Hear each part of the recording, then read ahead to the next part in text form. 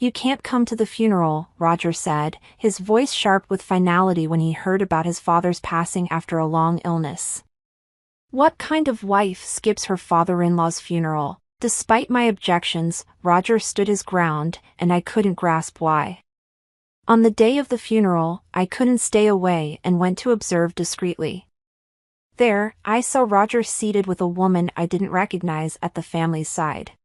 I was stunned and puzzled, wondering who she was and what was happening. The truth that would soon unfold was even more shocking than I could have imagined. I'm Catherine, 30 years old. I've been married to Roger, a 35-year-old office worker, for 3 years now.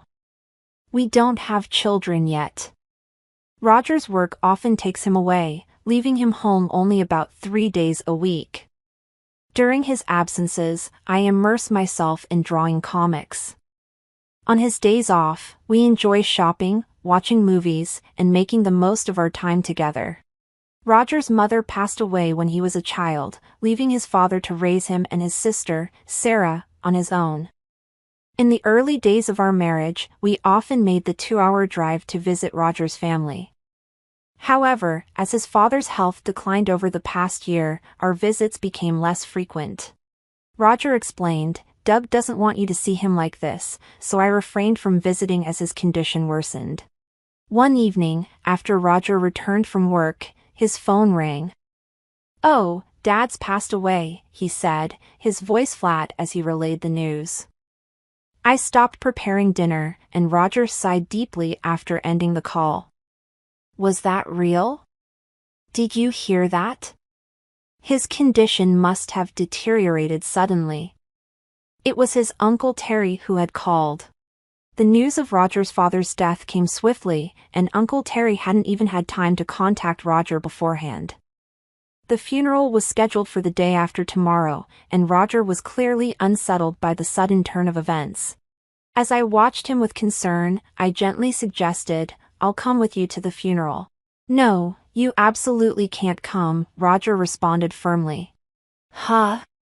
Why?" "It's only natural that I should go," I protested. "Just be quiet and do as I say," Roger snapped, storming off to his room to hastily pack a suit and a change of clothes. "But why? Can you at least tell me why?" "Enough. I'm staying at my parents' house until the funeral. Just remember, you're not coming." "Hold on a minute." Ignoring my pleas, Roger left the house in a hurry. It seemed only right for me to attend my father-in-law's funeral, so why was it forbidden? I was left feeling frustrated and bewildered. Determined to understand, I decided to find out where the funeral was being held. I called my sister-in-law Sarah, who I rarely spoke to, but her tone was unexpectedly distant. "How do you know about our father's death, Catherine?" she asked. "I heard it from Roger." It's surprising that he's already contacted you," Sarah said, her voice laced with confusion. Our conversation felt disjointed, but I was too focused on attending the funeral to worry about it. Despite Roger's instructions, I was determined to say my final goodbye. "I understand, but it's important for me to be there," I pleaded. "My father-in-law has passed away. I need to be there."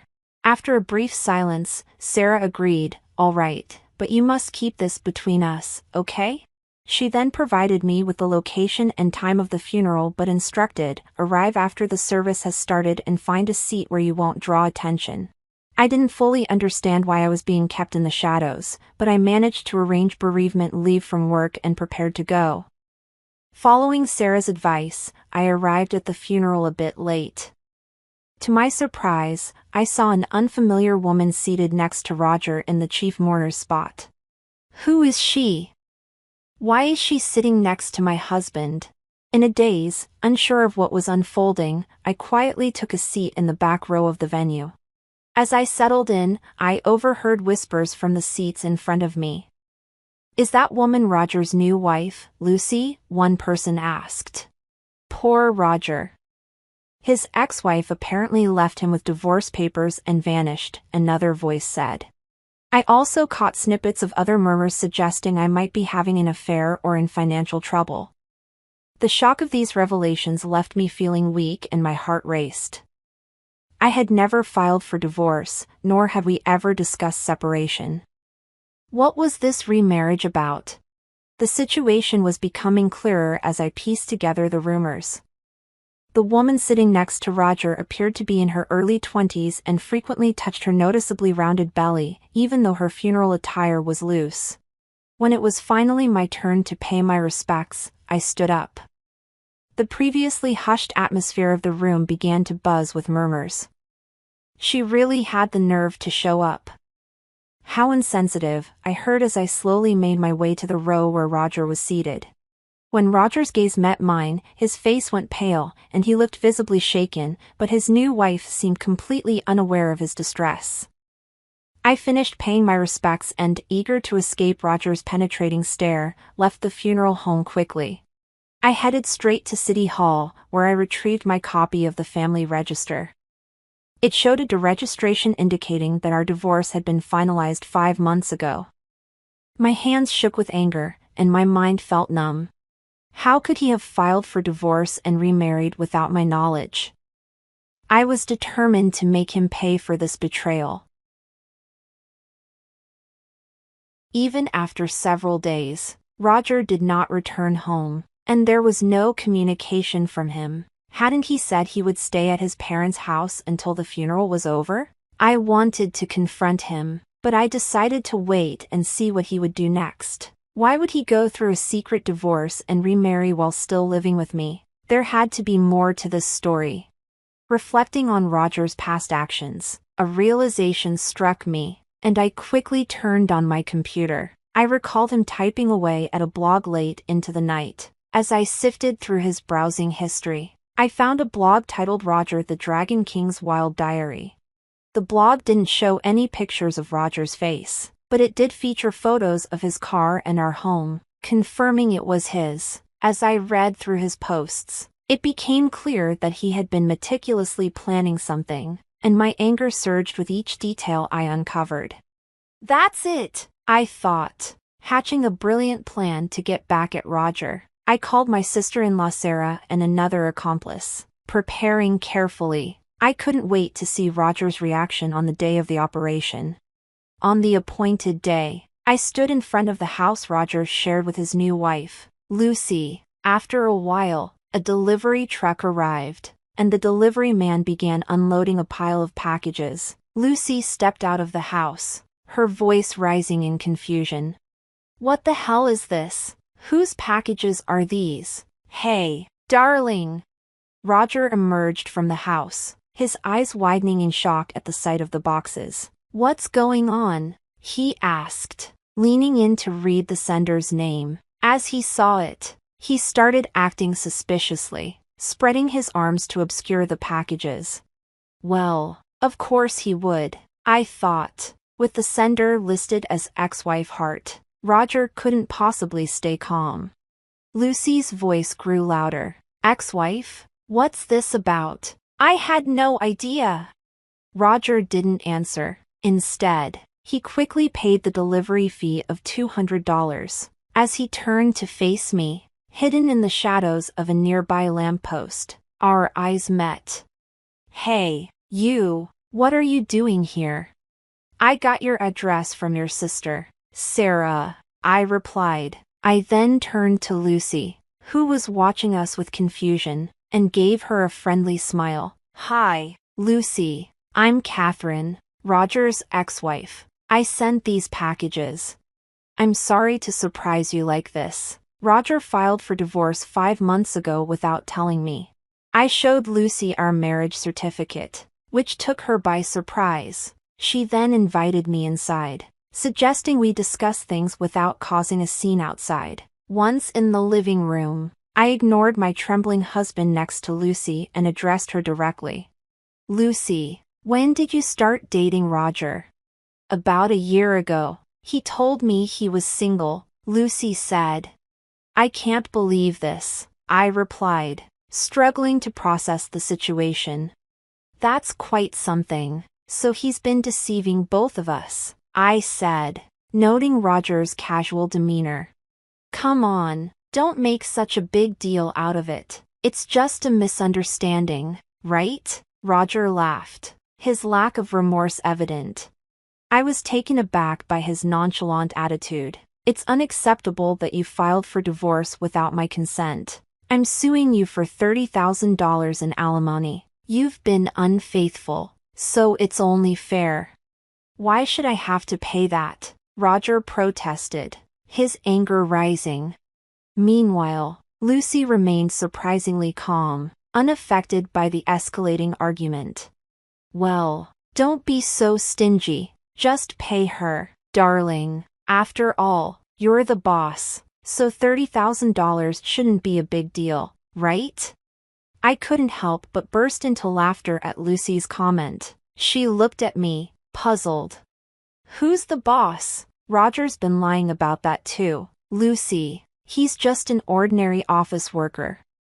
Who? What? Roger. What's going on? Lucy demanded, her confusion growing as Roger, sweating and clearly flustered, began to make excuses.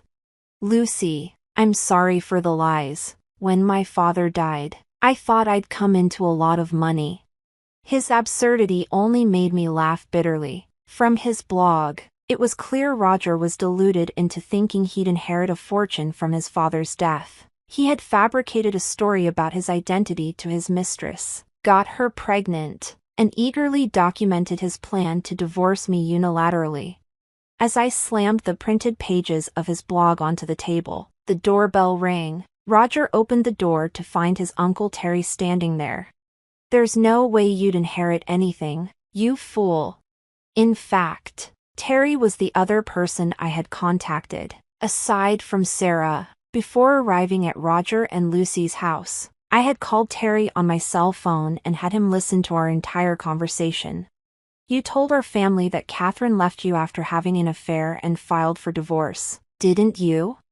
Roger faltered, clearly unable to fabricate a convincing excuse, and began to get defensive. That's not entirely.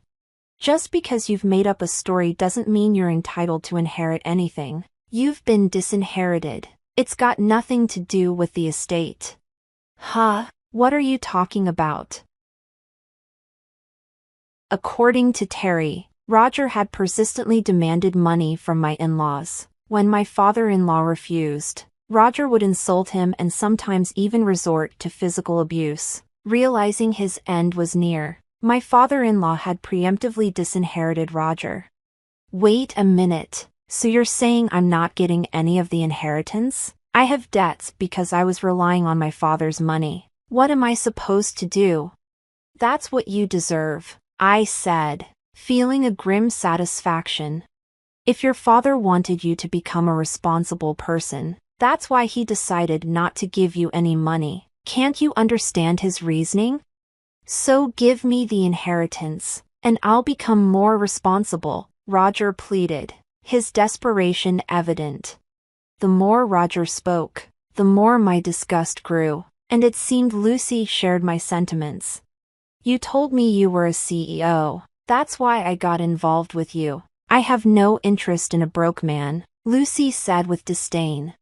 Lucy, please don't say that. The baby's about to be born, Roger begged.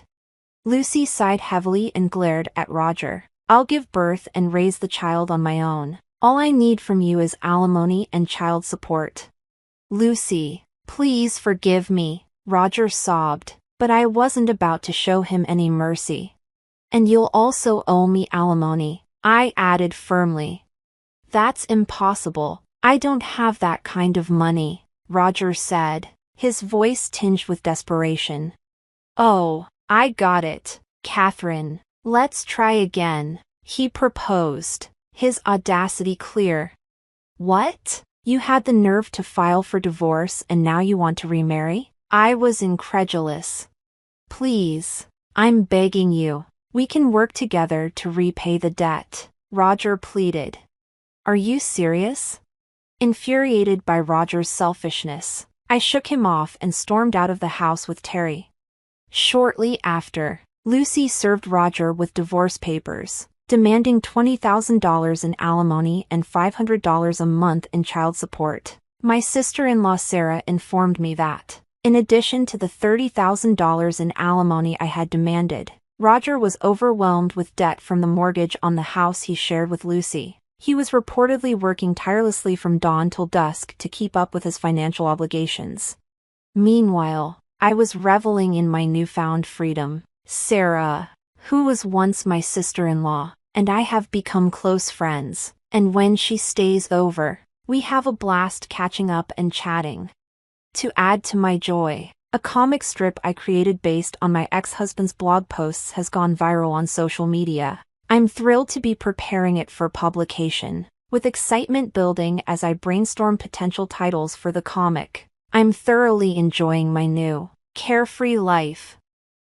The letter trembled in my hands, its crisp folds mocking the shattered pieces of my heart.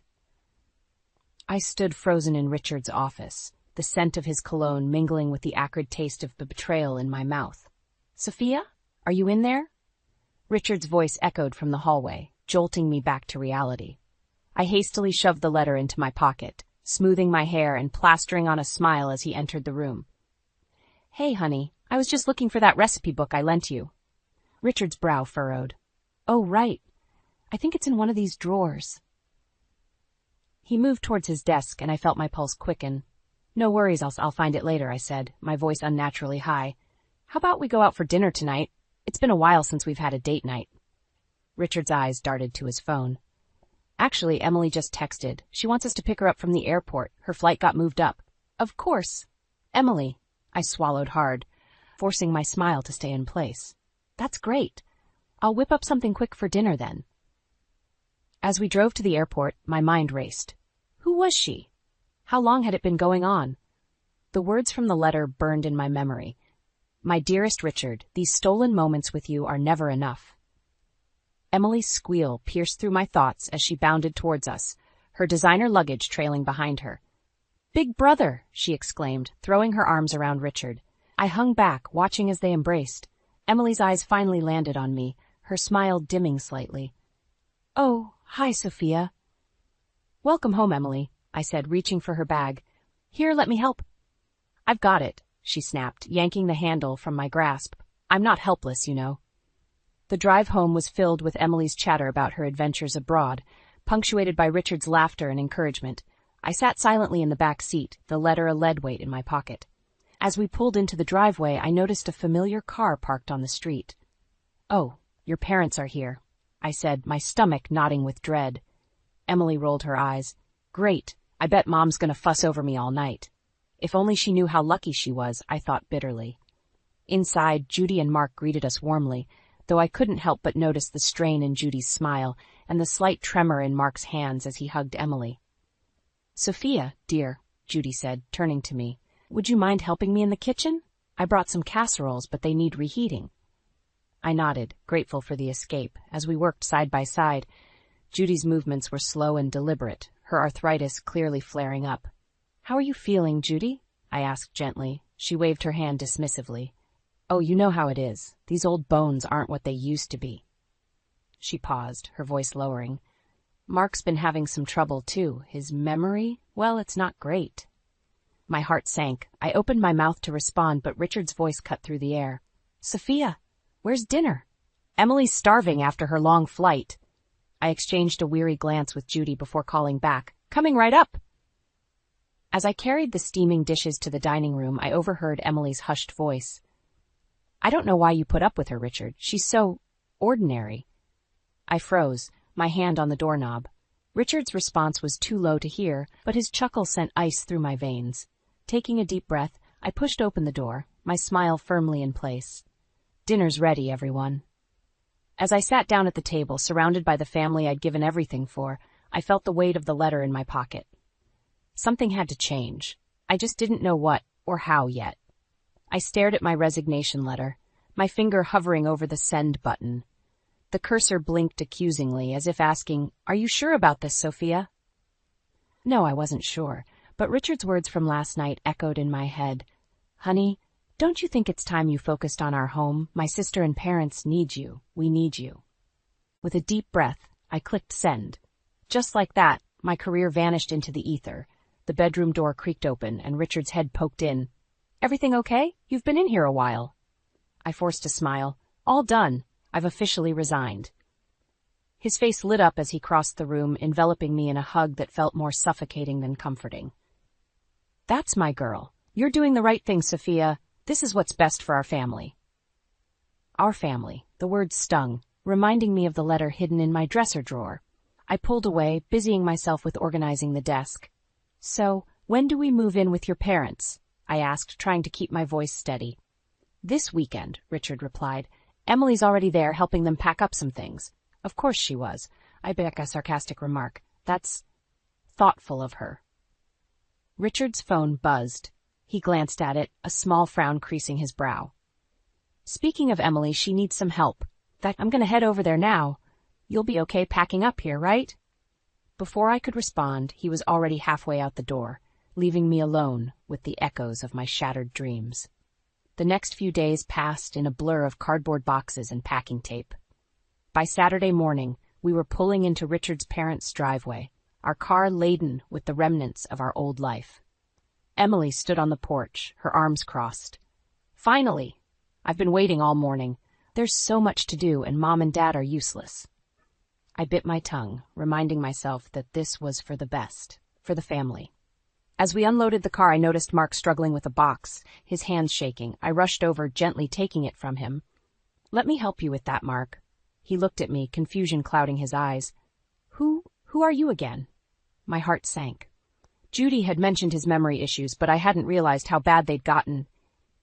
"It's me, Sophia, Richard's wife," I said softly. Recognition flickered in his gaze. "Oh yes, of course. Thank you, dear."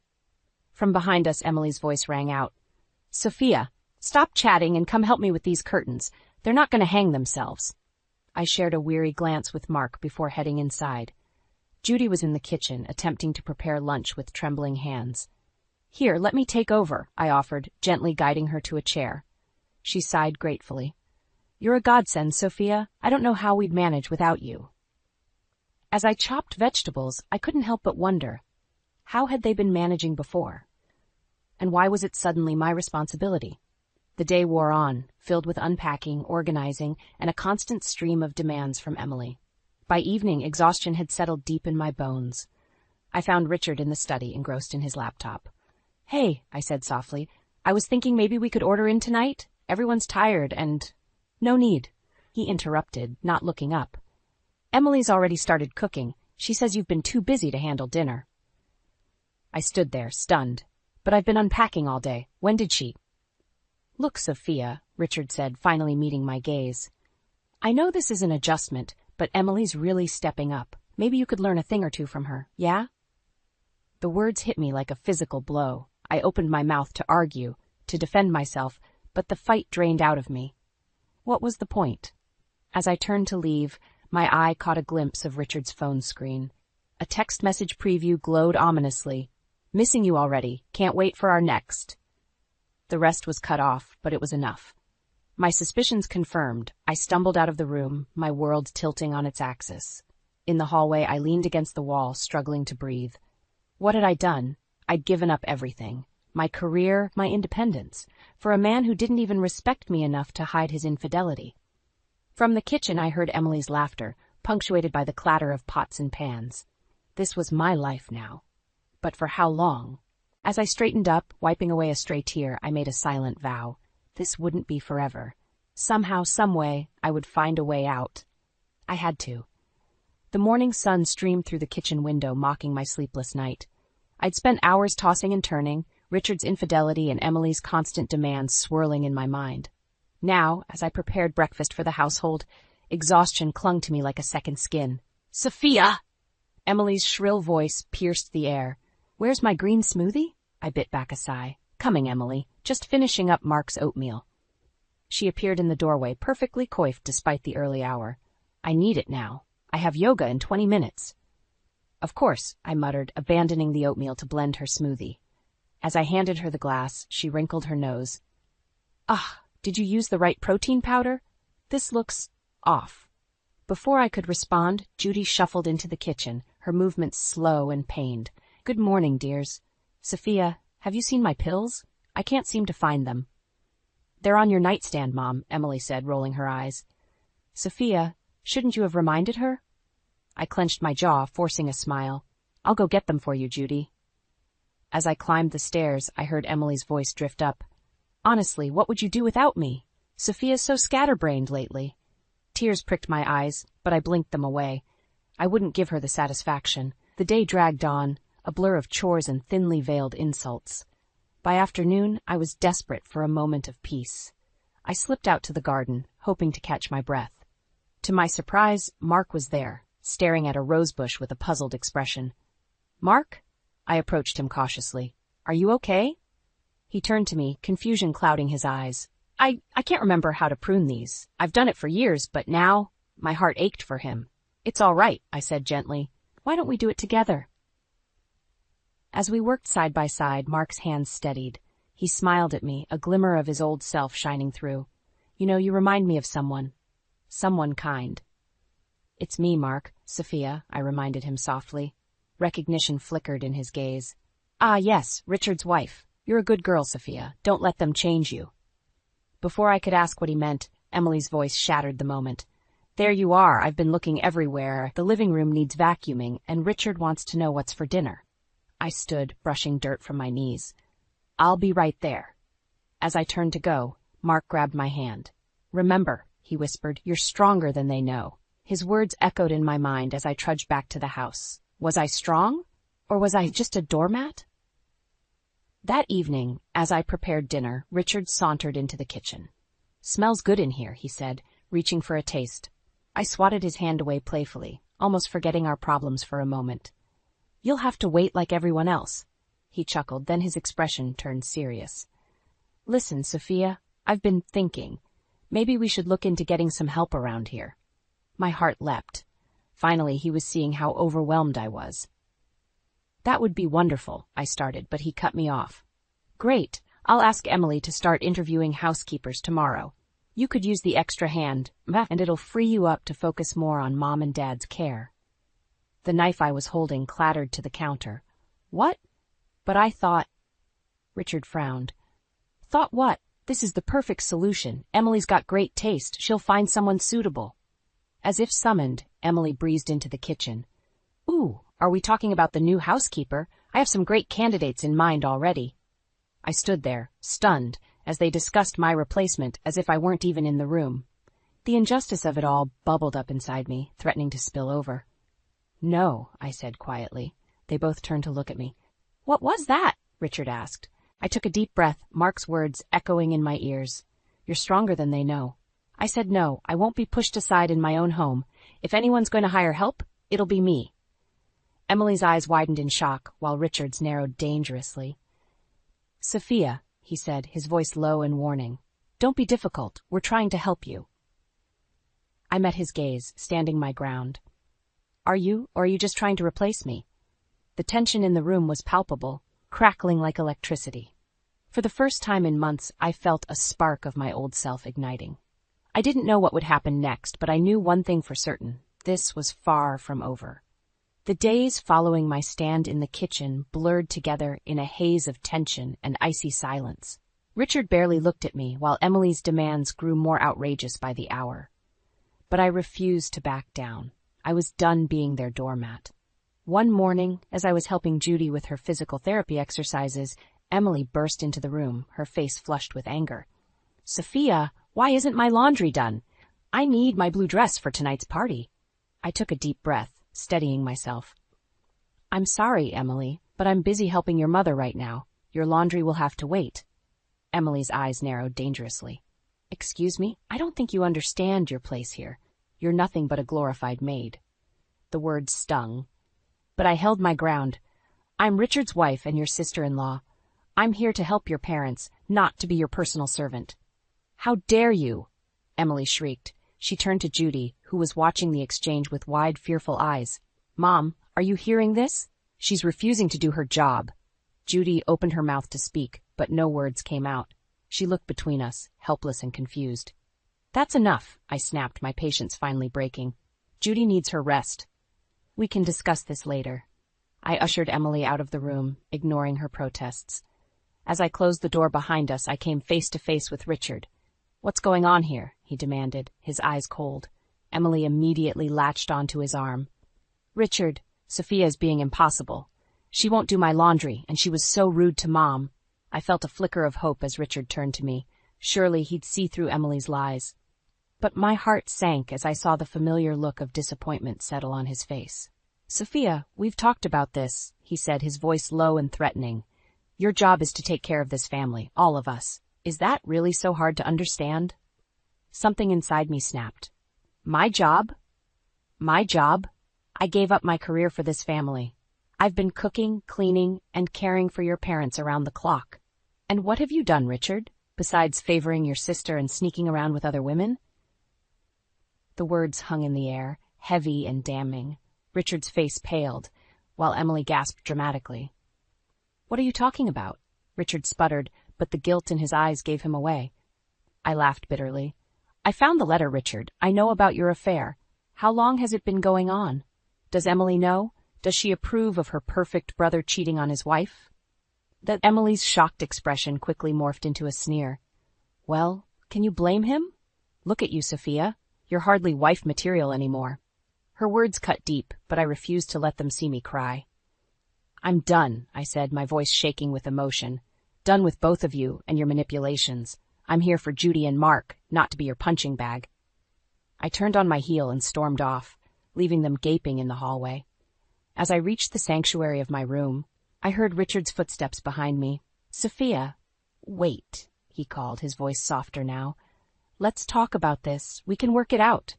I whirled around to face him. "Work what out, Richard? Your affair? The way you and Emily treat me? Or the fact that I've become nothing more than a servant in my own home?" He reached for me, but I stepped back. "I love you, Sophia. You know that, right?" For a moment, I wavered. Part of me wanted to believe him, to fall into his arms and pretend everything was okay. But then I remembered the letter, Emily's cruel words, and the countless times he'd chosen his sister over me. "No, Richard," I said quietly. "I don't think you do. And I'm not sure I love you anymore either." The shock on his face was almost comical. He opened his mouth to speak, but I held up a hand to stop him.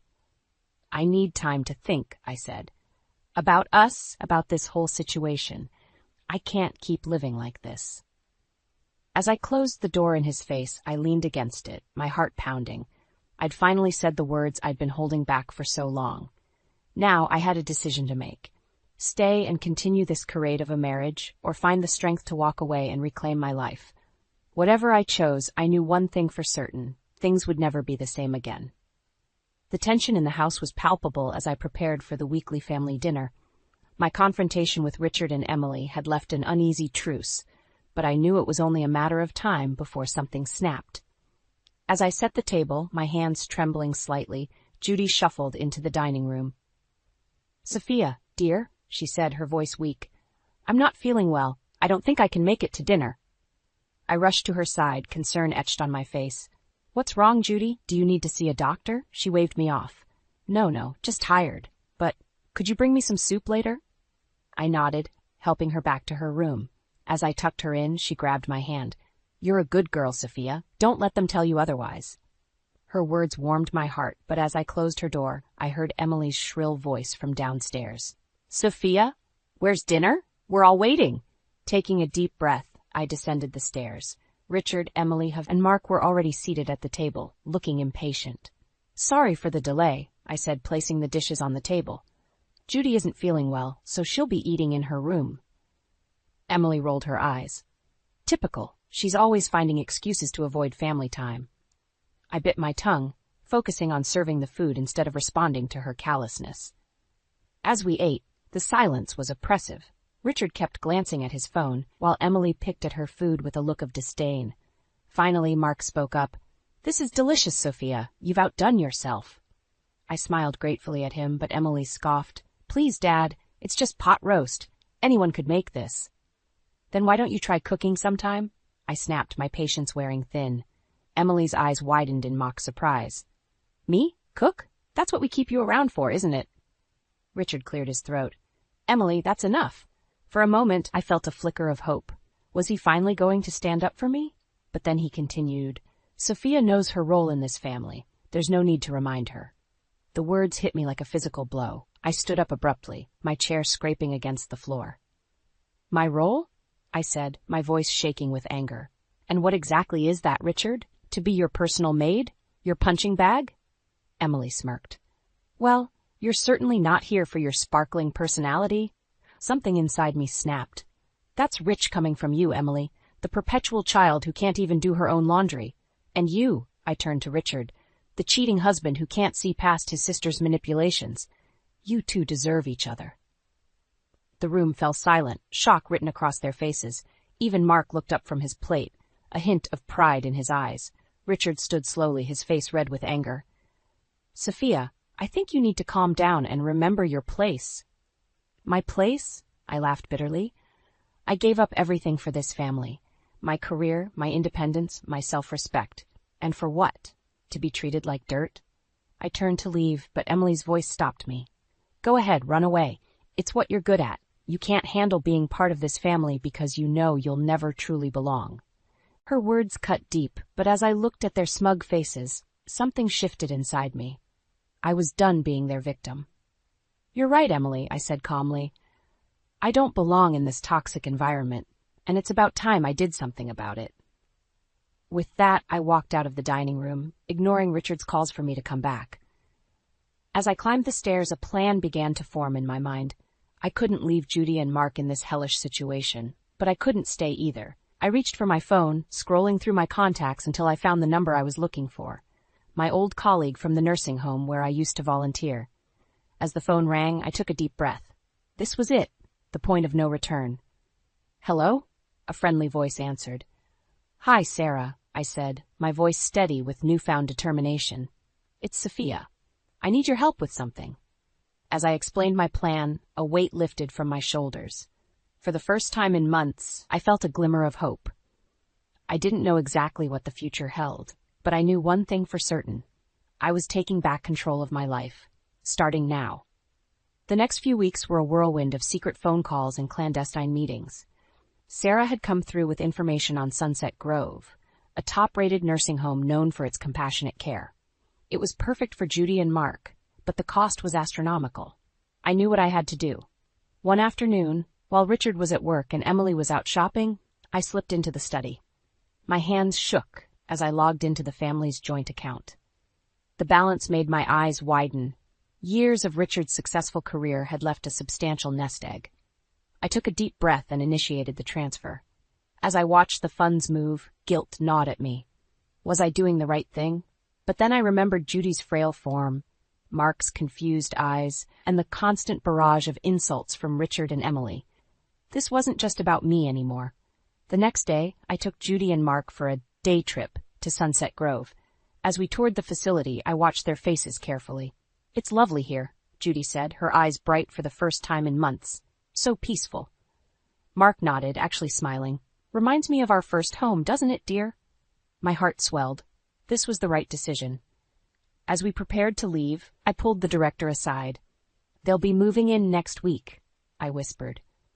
I've already made the arrangements. She nodded, understanding in her eyes. We'll take good care of them, Mrs. Thompson. Back at home, I threw myself into preparations.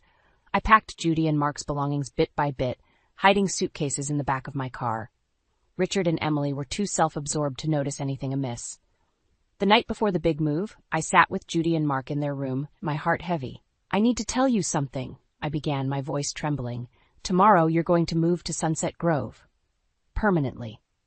Judy gasped while Mark looked confused. I hurried on. It's for the best. You'll be well cared for there, away from all of this. To my surprise, Judy reached out and squeezed my hand. We know, dear, we've seen how they treat you. This isn't the life we wanted for any of us. Tears sprang to my eyes. You knew? Mark nodded slowly. We may be old, but we're not blind. You're doing the right thing, Sophia. Their understanding and support overwhelmed me. I hugged them both, choking back sobs. The next morning, I woke before dawn. Richard was still asleep, oblivious to the upheaval about to occur. I helped Judy and Mark dress and guided them quietly to my car. As we drove away, I caught a glimpse of the house in my rearview mirror. For a moment, I hesitated. Was I really going through with this? Then Emily's cruel words echoed in my mind, "You'll never truly belong." My resolve hardened. There was no turning back now. At Sunset Grove, the staff welcomed Judy and Mark warmly. As I helped them settle into their new room, a weight lifted from my shoulders. They would be safe here, cared for properly. "Sophia," Judy said as I prepared to leave. "What about you? Where will you go?" I forced a smile. "Don't worry about me. I'll be fine." But as I walked to my car, panic set in. What had I done? I'd spent nearly all of our savings, relocated Richard's parents without his knowledge, and was about to blow up my entire life. For a moment, I considered driving back, begging forgiveness, and trying to undo it all. Then my phone buzzed. A text from Richard. "Where are you? Mom and Dad aren't in their room. Emily's furious that breakfast isn't ready." In that moment, everything crystallized. I couldn't go back. Not to that life, not to that version of myself. With shaking hands, I typed out a response. "We need to talk. I'm on my way home." As I drove back to the house, my mind raced. How would Richard react? What would Emily do? But beneath the fear, a spark of excitement ignited. For the first time in years, I was taking control of my life. Whatever happened next, I was ready to face it head on. My hands shook as I pulled into the driveway. Richard's car was there, and I could see Emily's silhouette pacing in the living room. This was it, the moment of truth. I took a deep breath and stepped out of the car. Before I could reach the front door, it flew open. Richard stood there, his face a mask of fury. "Where the hell have you been?" he growled. "And where are my parents?" I squared my shoulders and met his gaze. "We need to talk, all of us." Emily appeared behind him, her eyes narrowed. "What have you done, Sophia?" I brushed past them and walked into the living room. My heart was pounding, but I refused to show fear. "Sit down," I said, surprised by the steadiness in my voice. Reluctantly, they complied. I remained standing, drawing strength from my newfound resolve. "Judy and Mark are safe," I began. "They're at Sunset Grove Nursing Home. I moved them there this morning." The explosion was immediate. Richard leapt to his feet, his face red with rage. "You did what? How dare you make decisions about my parents without consulting me?" Emily's shrill voice joined in. "I knew it. I knew you were up to something. You had no right." I held up my hand, silencing them both. "I had every right. I've been the one taking care of them day in and day out while you two barely acknowledged their existence. They deserve better than this toxic environment." Richard's eyes narrowed dangerously. "And how exactly did you pay for this nursing home?" Here it was, the moment of no return. I used the money from our joint account. The silence that followed was deafening.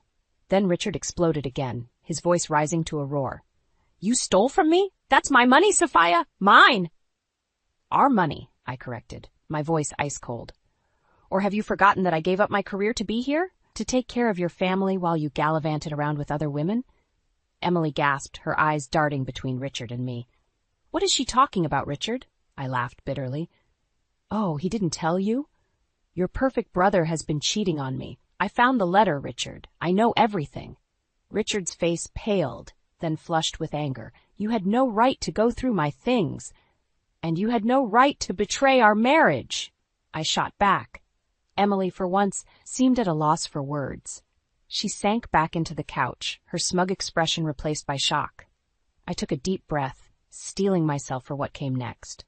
"I'm leaving, Richard. I want a divorce." The words hung in the air, heavy with finality. Richard stared at me, disbelief etched on his face. "You can't be serious, after everything I've done for you?" I laughed, a hollow sound. "Done for me? You've belittled me, ignored me, and treated me like a servant. Well, I'm done. I deserve better than this, better than you." I turned to Emily, who was still sitting in stunned silence. "And you? I tried so hard to be a sister to you, but you never saw me as anything more than the help. I hope you're happy with the mess you've made." With shaking hands, I pulled out an envelope from my purse. "This is my farewell letter. It explains everything, where Judy and Mark are, why I left, and what I've done with the money. I've left enough in the account for you to live on while you figure things out." I placed the envelope on the coffee table and turned to leave. Richard grabbed my arm, his grip painfully tight. "You can't just walk away from this family, Sophia. We need you." For a moment, I wavered. Years of conditioning made me want to give in, to apologize, and try to make things right. But then I remembered the piece on Judy and Mark's faces at Sunset Grove, the way I felt when I finally stood up for myself. I wrenched my arm free. No, Richard, you don't need me. You need a punching bag, a scapegoat, and I won't be that anymore. With those words, I walked out of the house, ignoring Richard's shouts and Emily's sudden desperate pleas for me to come back. As I got into my car, I caught a glimpse of myself in the rearview mirror. For the first time in years, I saw strength in my eyes. As I drove away, leaving behind the life I'd known, I felt a mix of terror and exhilaration. I didn't know what the future held, but I knew one thing for certain. I was finally free. 6 months had passed since I'd walked out of Richard's life. I stood in front of the mirror in my new apartment, barely recognizing the woman staring back at me. Gone was the timid, beaten-down housewife. In her place stood a confident, self-assured professional. My phone buzzed with a text from Tina, my new colleague and fast friend. "Ready for the big presentation?" I smiled, typing back a quick, "You bet." Before I could set the phone down, it rang. The caller ID made my heart skip a beat. Sunset Grove. "Hello?" I answered, my voice tight with worry. "Mrs. Thompson?" The nurse's voice was gentle. "I'm calling about your in-laws, Judy and Mark. They've been asking to see you." I hesitated, memories of my last confrontation with Richard flooding back. "Are they okay?" "They're fine," she assured me. "But they miss you. And there's someone else here to see you, too." My breath caught in my throat. "Who?" "It's Emily, Richard's sister." The world seemed to tilt on its axis. "Emily? Here? After everything that had happened? I'll be there in an hour," I heard myself say. The drive to Sunset Grove was a blur of conflicting emotions. As I walked through the familiar doors, I steeled myself for whatever was coming. I found them in the garden, Judy and Mark sitting on a bench, with Emily pacing nearby. When she saw me, she froze. "Sophia," she breathed, her eyes wide. "You came." I nodded stiffly, turning my attention to Judy and Mark. Their faces lit up as I approached, and I felt a pang of guilt for staying away so long. "Oh, Sophia," Judy cried, reaching for my hand. "We've missed you so much." Mark nodded, his eyes clearer than I'd seen them in years. "You did right by us, girl. We're happy here." Tears pricked my eyes as I hugged them both. When I straightened, I found Emily watching us, her expression unreadable. "Can we talk?" she asked softly. Against my better judgment, I nodded. We walked to a quiet corner of the garden, tension thick between us. "I owe you an apology," Emily began, her voice shaking. "I was horrible to you, Sophia. I was jealous and insecure, and I took it out on you. I'm so sorry." I stared at her, stunned. This wasn't the Emily I knew. "What changed?" I asked cautiously. She laughed bitterly. "After you left, Richard fell apart. He couldn't handle the simplest tasks without you. And I realized how much we'd both taken you for granted." My heart clenched. "And Richard, where is he now?"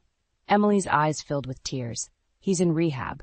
The drinking got bad after you left, but he's getting help now. He wants to make amends if you'll let him." I took a deep breath, processing this information. "I'm glad he's getting help, but I can't go back, Emily. That life, it nearly destroyed me." She nodded, understanding in her eyes. "I know, and I don't expect you to. I just wanted you to know how sorry we are, and how much you've taught us." As we walked back to Judy and Mark, I felt a weight lift from my shoulders. The anger and resentment I'd been carrying began to dissipate, replaced by a sense of peace. "Will you visit more often?" Judy asked hopefully as we said our goodbyes. I smiled, squeezing her hand. "I will. I promise." As I drove home, my phone buzzed again. It was Tina, reminding me about our presentation. I realized with a start that I'd almost forgotten about work in the emotional whirlwind of the day. But as I walked into the office, head held high, I felt a surge of pride. This was my life now, a life I'd built for myself, on my own terms. The presentation went flawlessly. As my colleagues congratulated me, I caught my reflection in the conference room window. The woman looking back at me was strong, capable, and unafraid. That evening, as I sat on my balcony watching the sunset, I thought about how far I'd come. I'd lost a husband, but I'd gained myself. I'd walked away from a toxic situation and built a new life from the ashes of the old. My phone buzzed one last time. It was a text from Emily. "Thank you for showing us what real strength looks like." I smiled, feeling a sense of closure wash over me. The road ahead was uncertain, but for the first time in years, I was excited to see where it would lead. I had risen from the ashes, stronger and more resilient than ever before. And that, I realized, was the greatest victory of all. I never thought a simple envelope could shatter my world, but that's exactly what happened on a random Tuesday morning. The letter wasn't even addressed to me. It was for my husband Ryan, marked urgent, financial notice in bold red letters. I probably wouldn't have opened it if I hadn't recognized the return address, Adams Family Holdings, LLC. Same last name as my mother-in-law, but definitely not her company. My name is Claire, and until that morning, I thought I knew everything about my family's finances. Ryan and I had always been open with each other about money, or so I believed. We'd built our life together carefully over the past 8 years, both working hard to afford our modest house in the suburbs and provide for our 3-year-old daughter, Emma. The kitchen was quiet except for Emma's cartoons playing in the background as I stared at the envelope. Ryan had already left for work, and my mother-in-law Marjorie wasn't due for her surprise visit for at least another hour. My hands trembled slightly as I ran my finger under the seal. Inside was a single page with a company letterhead I'd never seen before. Final notice, capital call for Adams Family Holdings, LLC. Outstanding balance, $47,000. My coffee went cold on the counter as I read the letter 3 times, trying to make sense of it. $47,000? That was more than our annual mortgage payment. How could Ryan be involved in something this big without telling me? Mommy, look. Emma's voice startled me. She proudly held up a crayon drawing of what looked like a purple elephant wearing a hat. That's beautiful, sweetie, I managed, quickly folding the letter and stuffing it in my pocket. Why don't you draw another one for Grandma? She's coming over later. Emma's face lit up. Can we make cookies with Grandma? Maybe. I forced a smile, though the mention of Marjorie made my stomach twist. She'd been spending more and more time at our house lately, always with some excuse about helping with Emma or teaching me proper housekeeping. As if I couldn't manage my own home. I pulled out my phone and opened our joint banking app. Everything looked normal, the same balance we'd had for months. If Ryan was involved in some business venture, he must have a separate account I didn't know about. The doorbell rang, making me jump. Marjorie was early. Of course she was. Claire, darling. She swept in without waiting for an invitation, perfectly coiffed as always in her designer clothes. I brought some of those organic snacks Emma loves. The ones you never seem to remember to buy. Thanks, Marjorie. I touched the letter in my pocket, wondering if she knew anything about this mysterious company that shared her last name. Actually, I wanted to ask you. Grammy. Emma came running, and Marjorie scooped her up with a triumphant smile. There's my precious girl. Has Mommy been letting you watch those awful cartoons again? You know, Claire, I've sent you several articles about the benefits of educational programming. I bit back a response, my mind still racing about the letter. Should I confront Ryan tonight? Call the company directly? The amount was so specific, $47,000. Not a round number, which meant it had to be real. Claire? Are you even listening? Marjorie's sharp tone cut through my thoughts. I was saying Ryan mentioned you've been distracted lately. Perhaps you're working too much? A mother's place. I need to make a phone call, I interrupted, heading for my home office. Emma, show Grandma your new drawing. As I closed the door behind me, I could hear Marjorie's voice. Your mother seems very stressed today. Good thing Grammy's here to help. I pulled out the letter again, this time noticing something I'd missed before, a handwritten note at the bottom. Final warning before foreclosure proceedings. Contact Marcus Adams immediately. Marcus Adams. Another Adams I'd never heard of, yet somehow connected to my husband and possibly his mother. I grabbed my laptop, determined to find out who he was and what Ryan had gotten himself into. One thing was certain, our perfect little family life was about to change, and I had a feeling Marjorie knew more than she was letting on. The dinner party was my idea, a desperate attempt to appear normal while my world was quietly imploding. 3 days had passed since finding that letter, and Ryan still hadn't mentioned anything about Adams Family Holdings or the mysterious Marcus Adams. Every time I tried to bring up our finances, he'd change the subject or get a conveniently timed call from work. You've overcooked the salmon, Marjorie announced, prodding her fish with a fork. We were seated around our dining room table with Ryan's college friend Tom and his wife Beth, who shot me a sympathetic look. I think it's delicious, Beth offered, but Marjorie wasn't finished. Claire, darling, I've told you before, Wild-caught salmon needs exactly 4 minutes per side. And these vegetables. She sighed dramatically. They're from the frozen section, aren't they? I gripped my wine glass tighter, watching Ryan's face for any sign of support. He was suddenly very interested in his water glass. Actually, I said, forcing a smile, I got them fresh from the farmer's market yesterday. The same place you recommended, Marjorie. Well, perhaps you should have let me show you how to properly prepare them. Ryan grew up with home-cooked meals every night. Remember those beautiful dinners, sweetheart?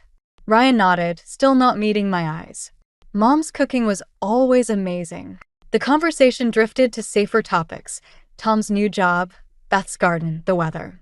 I barely listened, instead watching Ryan check his phone under the table every few minutes. Who was he texting? Marcus Adams? His mother? Both? Claire? Beth's voice snapped me back to reality. I was just asking about Emma. How's she doing with preschool? Before I could answer, Marjorie jumped in. Oh, she's struggling, poor thing. I told Claire and Ryan they should have waited another year. 3 is simply too young, but Claire insists on working full-time. Emma's actually thriving. I cut in, my voice sharper than intended. Her teachers say she's one of the most social children in her class. Social doesn't equal prepared, dear. Ryan, tell them about that tantrum she had last week when I picked her up. Ryan cleared his throat. Mom, maybe we should. It wasn't a tantrum, I interrupted. She was upset because you showed up instead of me, without warning. Again. The table fell silent. Beth studied her plate while Tom suddenly became fascinated with his napkin. I'm only trying to help, Marjorie said, her voice dripping with practiced martyrdom. Someone needs to be there for Emma while her mother is off playing career woman. Excuse me. I stood up abruptly, my chair scraping against the hardwood floor. I need to check on dessert. In the kitchen, I braced myself against the counter, trying to steady my breathing. Through the serving window, I could hear Marjorie's voice. Ryan, sweetheart, have you thought more about that investment opportunity we discussed? The timing really is crucial. Investment opportunity? My head snapped up. Was she talking about Adam's family holdings? Not now, Mom, Ryan muttered, but Marjorie pressed on. I just worry about your future. All of your futures. With Claire's. Spending habits. I grabbed my phone and ducked into the pantry, quickly typing Marcus Adams' business into the search bar. The results made my stomach drop. Marcus Adams was Marjorie's brother, Ryan's uncle, and his company had just filed for bankruptcy protection. The pieces started falling into place. The secret investment, Ryan's distance, Marjorie's increased presence in our lives. They'd invested our money, our family's future, in a failing business, and they'd done it behind my back. Claire? Ryan's voice called from the dining room. Do you need help with dessert? I stepped out of the pantry to find him standing in the kitchen doorway, looking uncertain. No, I said quietly, but I think we need to talk about Uncle Marcus. The color drained from his face. Behind him, I could see Marjorie watching us through the serving window, her expression unreadable. After our guests leave, Ryan whispered, glancing nervously toward his mother. Of course, I replied, picking up the apple pie I'd stress-baked earlier. We wouldn't want to ruin Marjorie's dinner party with talk about $47,000 missing, would we? I walked past him back to the dining room, where Beth and Tom sat in uncomfortable silence while Marjorie held court. Game on, I thought. Let's see how long they can keep their secrets. After our guests left, I sat at my laptop in the dark kitchen, staring at years of deception laid bare before me. Ryan's email was still open. He'd forgotten to log out of our shared computer again. The messages between him and his mother went back months, discussing Uncle Marcus's business ventures, investment opportunities, and most importantly, me. Claire doesn't understand business, Marjorie had written. She's too emotional about money. Trust me, darling, mothers know best. Ryan's response made my hands shake. I know, Mom. I'll handle Claire. She doesn't need to know everything. The front door opened and closed softly. Ryan's footsteps approached after walking his mother to her car. I didn't look up from the screen. They're all here, I said quietly. Every email, every secret meeting, every dollar you gave to your uncle's failing company. Ryan froze in the doorway. You're in my email? That's what you're worried about? Not the fact that you and your mother have been lying to me for months. It's not lying, he said, running a hand through his hair. I was protecting our future. Uncle Marcus's company is bankrupt, I finished. I looked it up. You gave him our savings, Ryan. Money we were saving for Emma's education. He sat down heavily across from me. Mom said. Of course she did. I turned the laptop toward him. Read this email. The one where your mother calls me a gold digger who trapped you with a baby. She was just upset that day. You know how she gets. Do I? I stood up, pacing the kitchen. Because the Marjorie I thought I knew was just a controlling mother-in-law. Not someone who'd convince her son to steal from his own family. Steal? Ryan's voice rose. It's my money too. Is it? I pulled up another email. Because according to this, you've been funneling your entire bonus checks to Marcus for 2 years. Money we were supposed to split. Money for our family. The silence stretched between us, broken only by the hum of the refrigerator. Uncle Marcus just needed time, Ryan finally said. The business would have turned around if what? If you'd given him more? Our retirement fund, maybe? The house. You're being hysterical. The word hit me like a slap. Hysterical. Marjorie's favorite accusation whenever I disagreed with her. I called the bank today. I said, my voice steadier than I felt. Did you know I could see all the transfers because my name's on the accounts? $47,000, Ryan. That's just the beginning, isn't it? He wouldn't meet my eyes. There were some other investments. How much? Claire. How much? He mumbled something. What? $212,000, he said quietly. Total. The room spun. I gripped the counter to stay upright. Does your mother know? She helped arrange it. She says Uncle Marcus just needs one more quarter too. Stop. I held up my hand. Just stop. My phone buzzed, a text from Sarah. You okay? Call me if you need me. I'd forgotten she was on standby, waiting to hear how the confrontation went. We'd planned it all out this afternoon over coffee, after I'd discovered the emails. I'm staying at Sarah's tonight, I said, closing the laptop. I'm taking Emma. You can't just watch me. I headed for the stairs. And Ryan? Check your email tomorrow. You'll find some interesting forwards to our lawyer. Our lawyer. His voice cracked. Claire, please. We can work this out. Mom says. Your mother, I cut him off, is the reason I'm leaving. You chose her over us over and over. Now you can have what you wanted. Just you and Mommy, planning how to spend money you don't have. As I packed a bag for Emma and myself, I could hear Ryan on the phone downstairs, his voice urgent and pleading. I knew who he was calling. Marjorie would arrive within minutes, ready to manage this crisis like she managed everything else. But this time would be different. This time I had evidence. And tomorrow, everyone would know exactly what kind of people the Addams family really were. Sarah's guest room became my war room.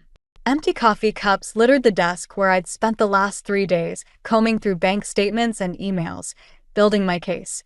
Emma was adapting better than I'd expected, treating it like an extended sleepover with her aunt, Sarah. You need to see this, Sarah said, handing me her phone. On the screen was Marjorie's latest social media post, a photo of her and Ryan at some charity gala. Captions supporting local businesses with my wonderful son. Family always comes first. I laughed bitterly. Family first? She helped him empty our accounts. Speaking of accounts, Sarah hesitated. Did you check his credit cards? I froze. In all my digging, I'd focused on the bank accounts and investment records. The credit cards hadn't even occurred to me. My hands shook as I logged into our credit card portal. Oh God. What? Sarah leaned over my shoulder. There's a new card. Opened 6 months ago. I scrolled through the statements. Regular charges at the Grand Plaza Hotel downtown. Dinner for 2 at expensive restaurants. Jewelry purchases. Sarah squeezed my shoulder. Claire. He's seeing someone. The words felt like glass in my throat. All this time I thought it was just about his mother and the money, but a knock at the door made us both jump. Sarah went to answer it while I quickly wiped my eyes. Claire? Ryan's voice carried down the hallway. I know you're here. Please, we need to talk. I stepped into the hallway, keeping my distance. He looked terrible, unshaven, shirt wrinkled, dark circles under his eyes. Good. Who is she? I asked quietly. What? The woman you've been meeting at the Grand Plaza. The one you buy jewelry for. His face went pale. That's not. I can explain. Is she one of Uncle Marcus's employees?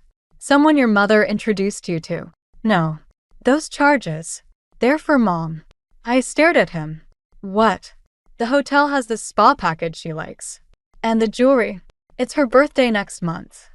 I was trying to make up for some bad investments. With more secret spending? I shook my head. You're still lying, Ryan. Even now. I'm not. Look, I know I messed up with Uncle Marcus's business, but Mom really thought. Stop. I held up my hand. Just stop talking about your mother. For once in your life, can you think for yourself? Emma's voice drifted from Sarah's kitchen, singing along to some cartoon. Ryan's eyes darted toward the sound.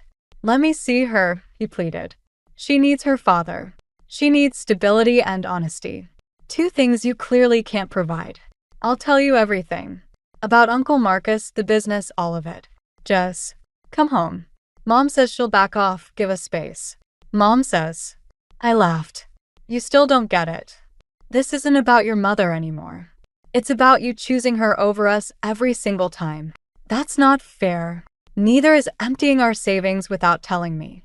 Neither is lying about credit cards and hotel meetings.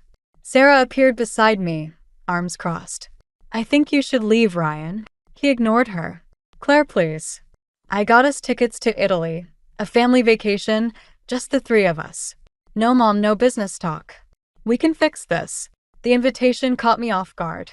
Italy had always been our dream trip. Planned but never taken because something always came up, usually involving Marjorie or family obligations. When did you book these tickets? I asked. Last week. Right after. Everything. With what money? His silence was answer enough. Let me guess, your mother offered to pay. I turned away. Goodbye, Ryan. Claire. I'll have my lawyer contact you about visitation arrangements for Emma. As Sarah showed him out, I returned to the guest room and its wall of evidence. The Italy tickets were just another manipulation, another way to sweep everything under the rug. But maybe I could use this. Turn their game around on them. I picked up my phone and opened my banking app. The settlement account I'd opened yesterday was ready. Time to show Ryan and Marjorie what happened when they underestimated me. Hey Sarah, I called out. How do you feel about a trip to Italy? The cafe near my office felt like neutral territory as I waited for Ryan to arrive. After 2 weeks of communicating through lawyers, he'd finally agreed to discuss the Italy trip without his mother present. I'd spent those weeks planning, preparing, making sure every detail was perfect. Sorry I'm late. Ryan slid into the seat across from me, looking more put together than the last time I'd seen him. Traffic was. Your mother's car is parked around the corner, I interrupted. I saw her drop you off. He had the decency to look embarrassed. She was worried about me making decisions without her input? I pulled out the Italy itinerary I'd prepared. Here's the deal, Emma and I will go with you to Italy. 2 weeks, separate rooms, and most importantly, no Marjorie. Claire, be reasonable. Mom already booked her ticket. Of course she had. I took a slow sip of coffee, letting the silence stretch. Fine, I finally said. Marjorie can come. But I have conditions. Ryan's relief was visible. Anything. First, separate hotels. You and your mother can stay wherever you want, but Emma and I will be at the villa I've chosen. Mom won't like. Second, I continued, I want access to all the financial records. Everything about Uncle Marcus's business, the investments, the credit cards. My lawyer needs them by tomorrow. His face darkened. That's not. And third, I slid a document across the table. You'll sign this agreement giving me sole custody of Emma during the trip. What? No way. Then no Italy. I started gathering my things. Emma and I can vacation somewhere else. Wait. He grabbed my wrist. Please. I miss her. I miss you. I pulled away. Should have thought of that before letting your mother run our lives. She means well, he insisted. The business deal was just bad timing. Uncle Marcus is working on paying everyone back. Everyone. I raised an eyebrow. How many people did you and your mother convince to invest? His silence told me everything. My phone buzzed, a text from Sarah. Documents received. You were right about Marcus Adams. I smiled. While Ryan had been busy coordinating with his mother, I'd been doing my own research. Uncle Marcus's business was starting to look less like bad investments and more like a family-run Ponzi scheme. 1 week, I said. That's my final offer. 7 days in Italy, starting with 3 days in Rome. You and Marjorie stay at least 5 kilometers from our villa. But those are my terms. Take them or leave them. He stared at the custody agreement. And if I sign this, then we leave next Friday. Emma gets to see her father, and everyone gets what they want. What do you want, Claire? I thought about the evidence building in Sarah's spare room, the paper trail leading straight to Marjorie's carefully hidden accounts. I want justice. For what? A few bad investments. No. I stood up. 4 years of manipulation. For watching you choose your mother over your daughter. For every time Marjorie undermined me while you stood silent. She's coming on this trip, he said firmly. I'm counting on it. As I walked out, I saw Marjorie's car pull up. She'd been waiting, probably expecting Ryan to cave to my demands. But she didn't know about my meetings with other victims of Marcus's scheme, or the documents Sarah had uncovered about Marjorie's role in it all. Let them think they'd won. Let them believe I was desperate to save my marriage. In 1 week, we'd all be in Italy, and I'd finally show them what happened when you pushed too far. My phone buzzed again. Sarah, flight confirmations received. Operation Karma is go. I smiled, thinking of the villa I'd rented, coincidentally right next door to one of Marcus's biggest investors. A widow who'd lost everything to the Addams family scheme. Marjorie had no idea what was waiting for her in Rome. Game on, I whispered, watching Ryan climb into his mother's car. Game on. Rome was supposed to be beautiful in June. Instead, the suffocating heat matched the tension at our family dinner in Trastevere. Emma picked at her pasta while Marjorie held court, detailing everything wrong with my choice of restaurant. The sauce is clearly store-bought, she announced, waving down the waiter. Ryan, darling, remember that lovely place we found this morning? The one with the proper Italian chef. I gripped my wine glass tighter. 3 days into our trip, and Marjorie had somehow crashed every single activity I'd planned, despite our agreement about separate accommodations. Actually, I said, pulling out my phone, I have a meeting tomorrow morning. With Isabella Rossi. The color drained from Marjorie's face. Ryan looked confused. Who's Isabella Rossi? He asked. Just another one of Uncle Marcus's investors. I smiled at Marjorie. You remember her, don't you? The widow who lost her life savings. Marjorie's fork clattered against her plate. Ryan, I'm feeling rather unwell. Perhaps we should. She's not the only one I'm meeting, I continued. There's quite a group of them here in Rome. Funny coincidence, isn't it? Claire, Ryan warned. If this is about the business, it's about everything. I turned to Marjorie. Tell him. Tell him how you and Marcus targeted grieving widows. How you used Ryan to convince them to invest. I did no such thing. Marjorie's voice rose. Marcus made his own choices. I merely helped him find victims? I pulled out a folder. I have the emails, Marjorie. Every single one. Mommy. Emma's small voice cut through the tension. I don't feel good. I reached for her just as she threw up all over the table. Chaos erupted. Marjorie jumping back in disgust. Ryan calling for the waiter. Me trying to comfort Emma. She's burning up, I said, touching her forehead. The heat, Marjorie declared. I told you this restaurant was unsuitable. She needs a doctor, Ryan said. I'll take her back to our villa. I stood up, gathering Emma in my arms. Don't be ridiculous, Marjorie cut in. Our hotel has a doctor on call. Ryan, help Claire bring her there. No. I held Emma tighter. We're going to our villa. But Emma's fever spiked during the taxi ride. By the time we arrived, she was barely conscious. The local doctor took one look and insisted on hospitalization. She's severely dehydrated, he explained in broken English. Need tests, observation. The next hours blurred in a haze of hospital corridors and Italian medical terms I couldn't understand. Ryan handled the paperwork while Marjorie mysteriously disappeared, claiming she needed to make some calls. Around midnight, my phone buzzed. Sarah, Isabella called. Marjorie's trying to leave the country. Flight booked for 6 a.m. I looked at Emma, finally sleeping peacefully in the hospital bed, and 4 in her tiny arm. Ryan dozed in a chair nearby. Everything I'd planned, all my careful revenge, none of it mattered now. Another text from Sarah. Police are ready. Just say the word. I stepped into the hallway, my finger hovering over the reply button. Through the window, I could see the lights of Rome, mocking all my schemes and plans. Claire? Ryan's voice behind me. The doctor wants to talk about Emma's tests. I turned, and the look on his face stopped my heart. They found something, he said quietly. Something that might explain why she's been so tired lately. They want to run more tests, but what? They're saying it might be serious. Really serious. His voice cracked. Mom's already calling specialists in the States. Of course she was. Even now, Marjorie was taking control. I looked at my phone again, at Sarah's waiting message. I could end this right now. One text and Marjorie would be arrested before she could board her flight. Everything I'd discovered about her role in Marcus's scheme would come to light. But Emma needed us. All of us, focused on her, not on revenge.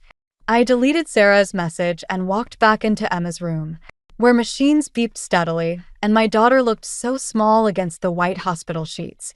Sometimes karma had to wait. The hospital's fluorescent lights cast harsh shadows as I stared at the test results in my hands. Anemia. Not cancer or anything life-threatening, just severe anemia that had gone unnoticed for months. Emma would be fine with proper treatment, but I couldn't shake the guilt. How had I missed the signs while plotting my revenge? I've arranged everything. Marjorie swept into the waiting room, designer handbag swinging. The private jet is waiting. We'll have Emma back in the States by morning. What jet? I looked up from the paperwork. The doctor said she can travel commercially once her iron levels. Don't be difficult, Claire. Ryan's already agreed. Of course he had. I found him in Emma's room, packing her things. You're letting her do this? I asked. Mom knows the best specialists. She's already scheduled appointments. Without consulting me, I grabbed the backpack from his hands. I'm her mother. You can't just. Can't what? Marjorie appeared behind me. Can't ensure my granddaughter gets proper care? The care you clearly failed to provide. Something snapped inside me. Like you provided care for those investors? For Isabella Rossi's children who lost their college funds. Mom. Ryan's voice wavered. What's she talking about? I pulled out my phone, opening the email folder I'd been saving. Show him, Marjorie. Show him how you and Marcus targeted grieving families. How you used their children's futures to fund your lifestyle. This is hardly the time, Marjorie started. It's exactly the time. I handed Ryan my phone. Read them. Every email where she coached Marcus on which widows to approach. How to use their grief to manipulate them. Ryan scrolled through the messages, his face growing paler. Mom, these can't be real. They're taken out of context, Marjorie insisted. I was trying to help Marcus rebuild. By stealing from people like Isabella? I cut in. Her husband died of the same cancer you claimed would kill Emma if we didn't take your private jet right now. The room fell silent except for Emma's steady breathing and the quiet beep of monitors. You knew, Ryan whispered. You knew she just had anemia, didn't you? Marjorie's facade cracked slightly. I was trying to protect us. Once Claire started meeting with those investors. Those victims, I corrected. We need to leave now, Marjorie insisted. Before she ruins everything. Ryan, help me with Emma's things. Ryan didn't move. Did Uncle Marcus really lose their money? Of course not. Marjorie snapped. It's all safely invested in. In your offshore accounts? I pulled out another document. Sarah's good with computers, Marjorie. Really good. You had no right. I had every right. My voice rose enough to make Emma stir. I lowered it again. You stole our money, manipulated my husband, and tried to take my daughter. Take your daughter? Marjorie laughed. I'm trying to save this family. No, Ryan said quietly. You're trying to save yourself. The look Marjorie gave him could have frozen hell. After everything I've done for you. You mean like bankrupting us? Ryan scrolled through more emails. Using me to convince people to invest their life savings in a scam? Ryan, please. Get out. He didn't shout it. He didn't have to. The police are waiting downstairs, I said. Isabella and the others pressed charges this morning. You can either walk down there yourself, or I can call them up here. Marjorie straightened her designer jacket, dignity wrapped around her like armor. You'll regret this. Both of you. No, I said, moving to Emma's bedside. We already regret not doing it sooner. We watched her walk out, head high, straight into the arms of waiting Italian police officers. Ryan sank into the chair by Emma's bed, still clutching my phone. I'm sorry, he whispered. I should have seen it. Should have stopped her. You did, I said. Just now. You finally did. Emma stirred, blinking sleepily. Where's Grammy going? I stroked her hair, feeling the weight of years lift from my shoulders. Grammy's going away for a while, sweetie. But we're going to be okay. For the first time in months, I actually believed it. 6 months after Rome, I stood in our empty house, watching the movers load the last of Ryan's belongings into their truck.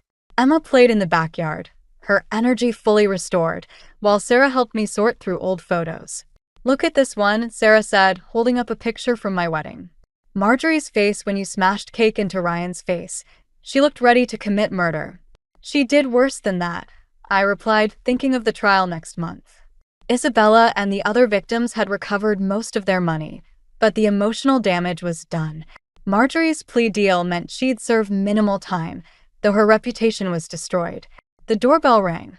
Ryan stood there, looking uncertain in jeans and a t-shirt. No more expensive suits bought with stolen money. Just came to say goodbye to Emma, he said. And to give you this. He handed me an envelope. Inside was a check, a big one. It's everything I could recover from Mom's accounts, he explained. I know it doesn't make up for. No, I agreed. It doesn't. Emma's squeal of daddy broke the tension. She launched herself into his arms, and for a moment, I saw the man I'd married, before his mother's influence, before the lies. Uncle Marcus called, Ryan said quietly while Emma showed him her new drawings. He's making full restitution to everyone Mom involved in the scheme, selling his houses, his boats, everything. Better late than never. I tucked the check away. How is she? Angry. Bitter. She still thinks she did nothing wrong. He sighed.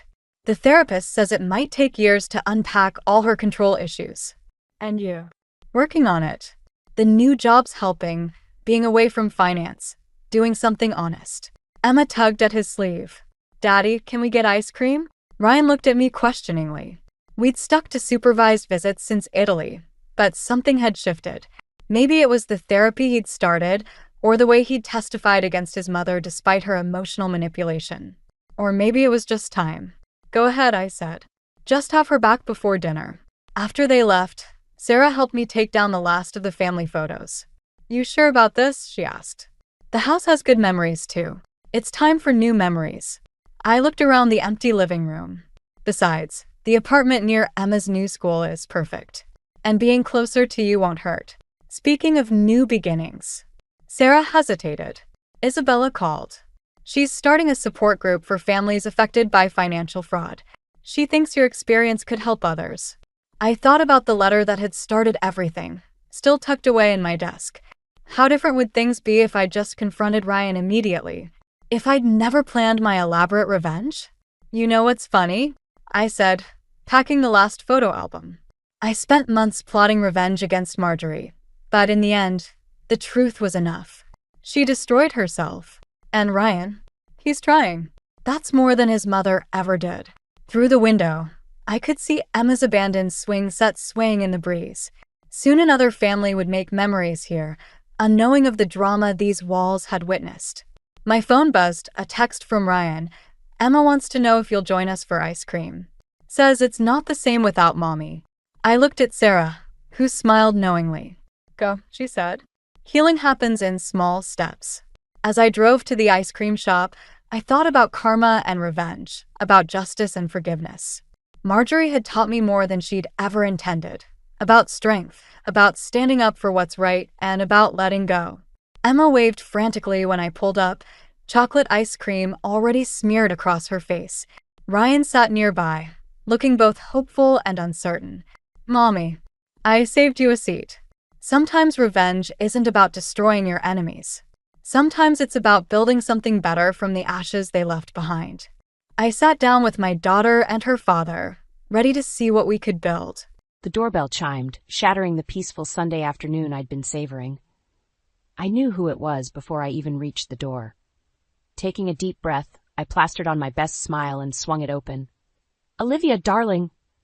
Madeline's shrill voice pierced the air as she swept past me into the foyer. "Where's my handsome son?"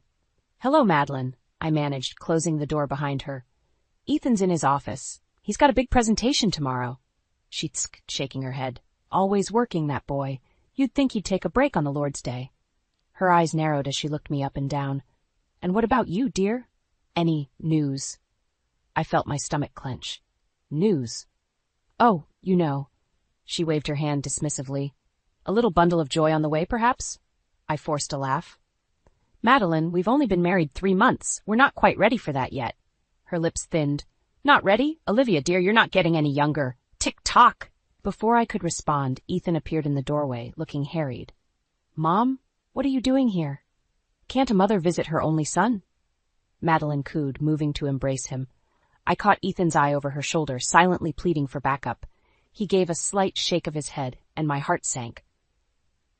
"Of course, Mom," he said, leading her into the living room. "How about some tea?" I trailed behind them, my earlier contentment evaporating. As I busied myself in the kitchen, their voices drifted in. "Ethan, darling, I'm worried," Madeline was saying. "You're not getting any younger, you know. Don't you want children?" "Mom, please," Ethan sighed. "Olivia and I will have kids when we're ready." "But when will that be?" she pressed. "You can't wait forever. What if there are problems?" I nearly dropped the teacup I was holding. Gritting my teeth, I carried the tray into the living room. "Here we are," I said brightly, setting it down. "Madeline, how's the garden club?" She waved away my attempt at distraction. "Never mind that. We were just discussing your future plans. Ethan tells me you're not ready for children yet."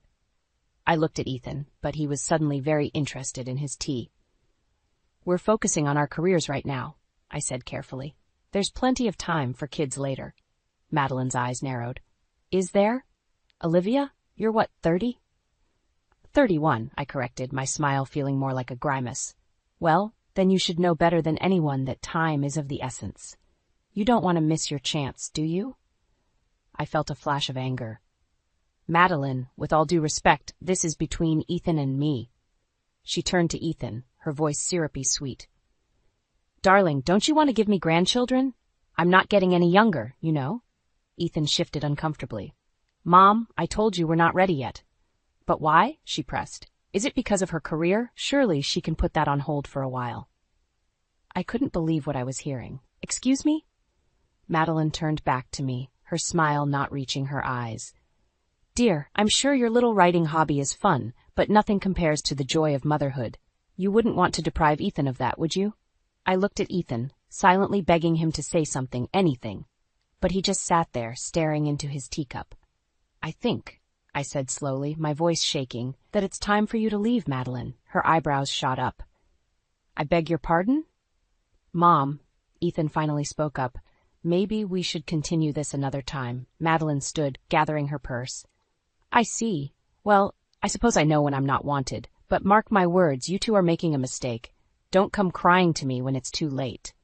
As the door slammed behind her, I turned to Ethan, fury building inside me. "How could you just sit there and let her talk to me like that?"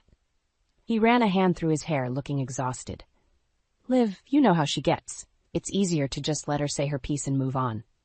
"Easier for who?" I demanded, because it sure as hell isn't easier for me. Ethan's phone buzzed, and he glanced at it, frowning. "Look, I've got to take this. We'll talk later, okay?" As he hurried back to his office, I sank onto the couch, the weight of Madeline's words pressing down on me.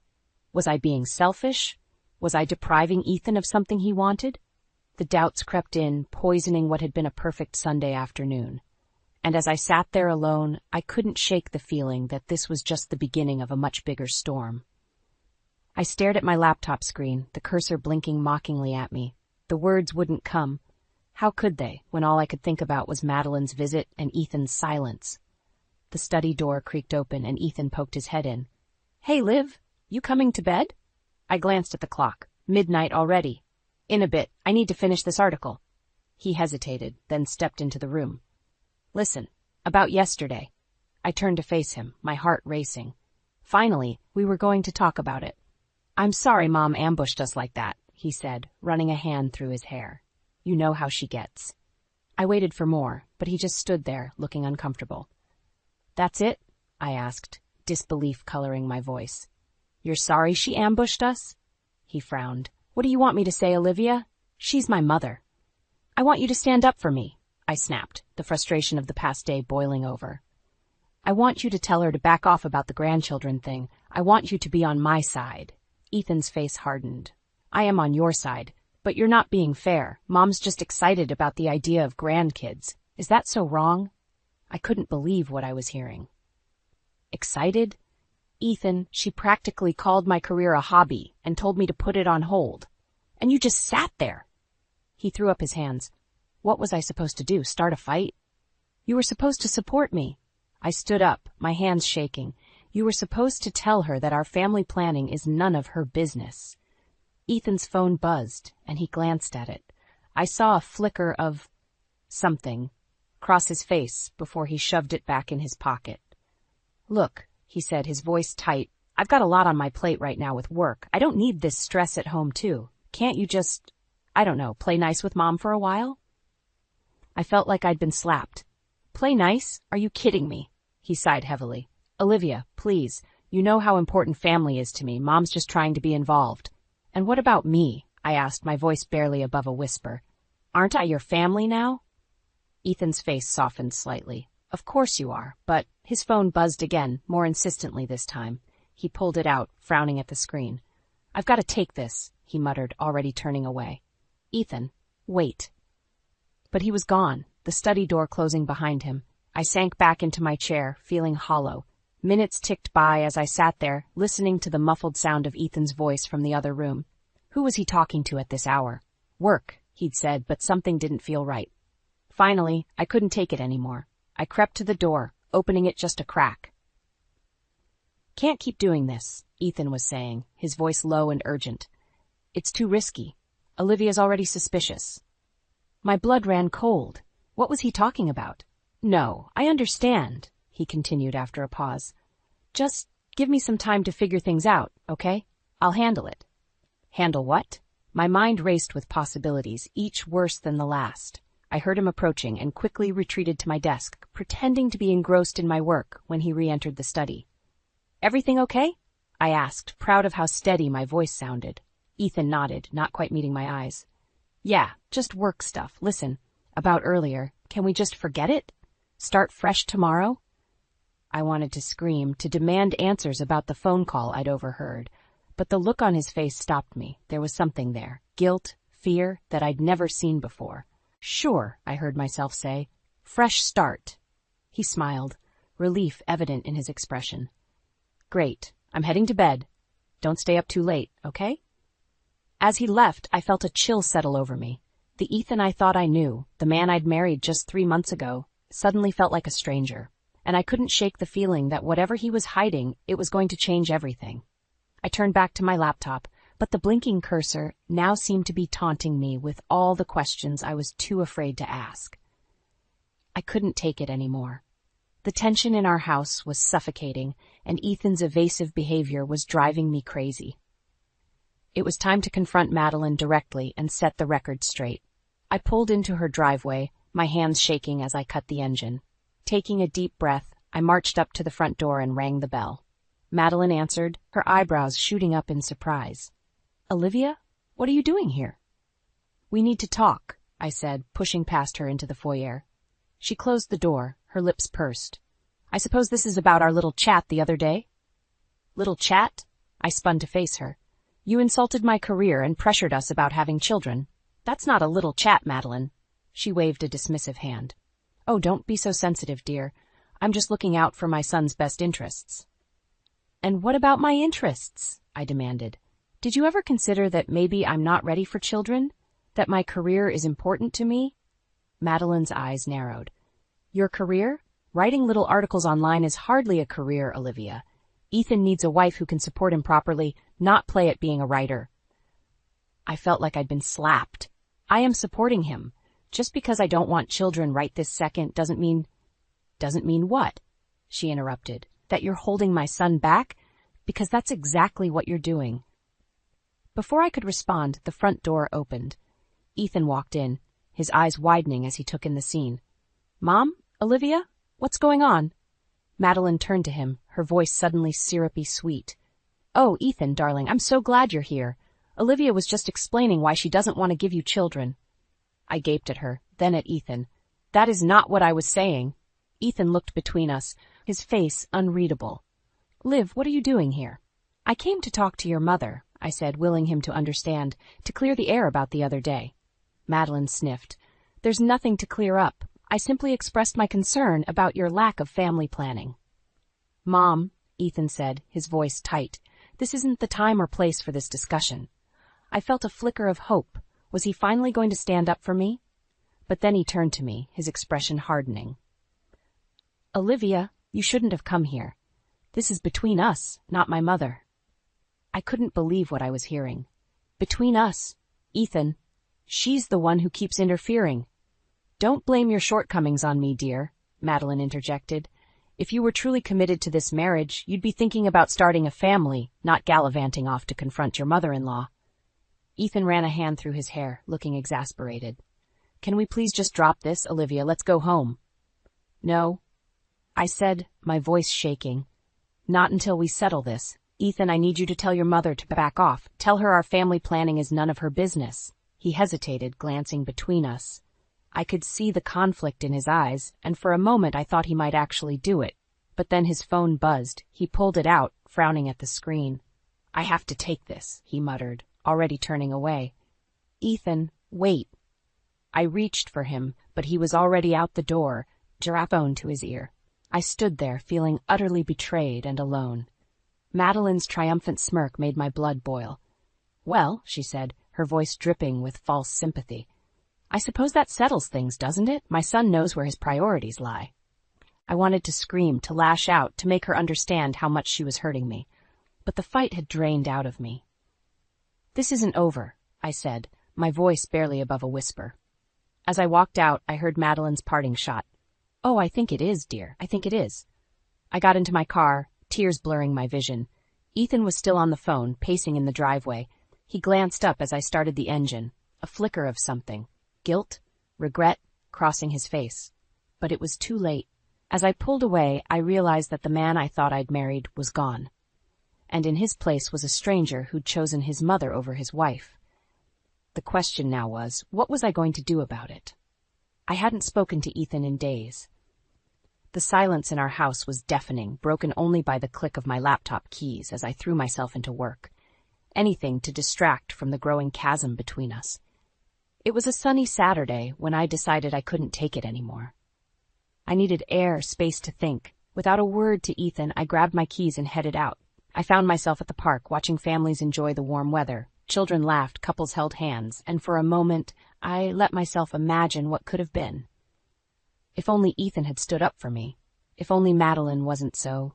A familiar laugh cut through my thoughts. I turned, and my heart stopped. There, not 20 feet away, was Ethan. But he wasn't alone. A beautiful woman sat beside him on a picnic blanket, a baby nestled in her arms. Ethan was making silly faces at the child, his eyes sparkling with joy. I couldn't move, couldn't breathe. This couldn't be happening. As if in slow motion, Ethan leaned over and kissed the woman's cheek. She beamed at him, then handed him the baby. He cradled the child with such tenderness, such love. My legs gave out and I sank onto a nearby bench. How long had this been going on? Was this why he'd been so distant, so unwilling to confront his mother about our own family plans? I must have made a sound because suddenly Ethan looked up. Our eyes met across the grass, and I saw the moment recognition hit him. His face drained of color. He said something to the woman, handing her back the baby, then started walking towards me. I wanted to run, to hide, but I was rooted to the spot. Olivia, he said, his voice strained. I can't explain. I found my voice, though it sounded foreign to my ears. Explain what, Ethan? How you have a whole other family I knew nothing about. He ran a hand through his hair, a nervous habit I once found endearing. Now it made me want to scream. It's not what you think. Haley, the baby, it's complicated. Complicated? I spat the word back at him. What's complicated about it? You're cheating on me. No, he looked panicked now. It's not like that. Haley and I, we have history. The baby, it happened before you and I got serious. The pieces started falling into place. The late-night phone calls, the evasiveness, Madeline's insistence on grandchildren. She knew, I whispered. Your mother, she knew about them. Ethan's silence was all the confirmation I needed. How long? I demanded. How long have you been lying to me? He couldn't meet my eyes. The baby's 6 months old. 6 months. We'd been married for 3. The math wasn't hard. So when you proposed, when we got married, you knew? He nodded, misery etched on his face. I wanted to tell you. I didn't know how. I stood up, my whole body shaking. You didn't know how? How about, Olivia, I have a child with another woman? Was that so hard? Please, he reached for me, but I jerked away. Let me explain. We can work this out. But I was done listening, done trying to understand. In that moment, everything became crystal clear. There's nothing to work out, Ethan, I said, my voice eerily calm. You made your choice. You chose to lie, to build our entire marriage on a foundation of deceit. Olivia, please. I held up a hand, silencing him. No, I'm done. We're done. As I walked away, leaving Ethan standing there with his mouth open, I felt a strange mix of pain and relief. The man I thought I knew was gone, replaced by this stranger with his secret family. But as I got in my car, a new emotion surfaced. Determination. Ethan and Madeline had played me for a fool. Now it was time to show them exactly who they were dealing with. The game had changed, and I was ready to play. I stormed into our house, slamming the door behind me. Ethan! I shouted, my voice echoing through the empty rooms. Where are you? He appeared at the top of the stairs, his face pale. Olivia, please let me explain. Explain? I laughed bitterly. Oh, you're going to explain all right, every single detail. We faced each other in the living room, the tension crackling between us like live wires. Ethan looked like a cornered animal, his eyes darting around as if searching for an escape. Start talking, I demanded. And don't you dare leave anything out. He sank onto the couch, running his hands through his hair. Haley and I, we dated years ago before I met you. It ended badly, and I thought that was it. But then, about 1.5 years ago, we ran into each other at a conference. My stomach churned as I did the math. 1.5 years ago, Ethan and I had been dating for 6 months.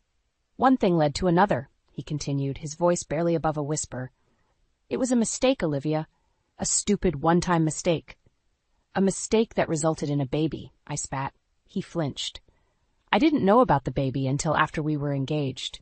Haley reached out, told me she was pregnant. I panicked. I didn't know what to do. So you decided to lie? To marry me while hiding the fact that you were about to become a father?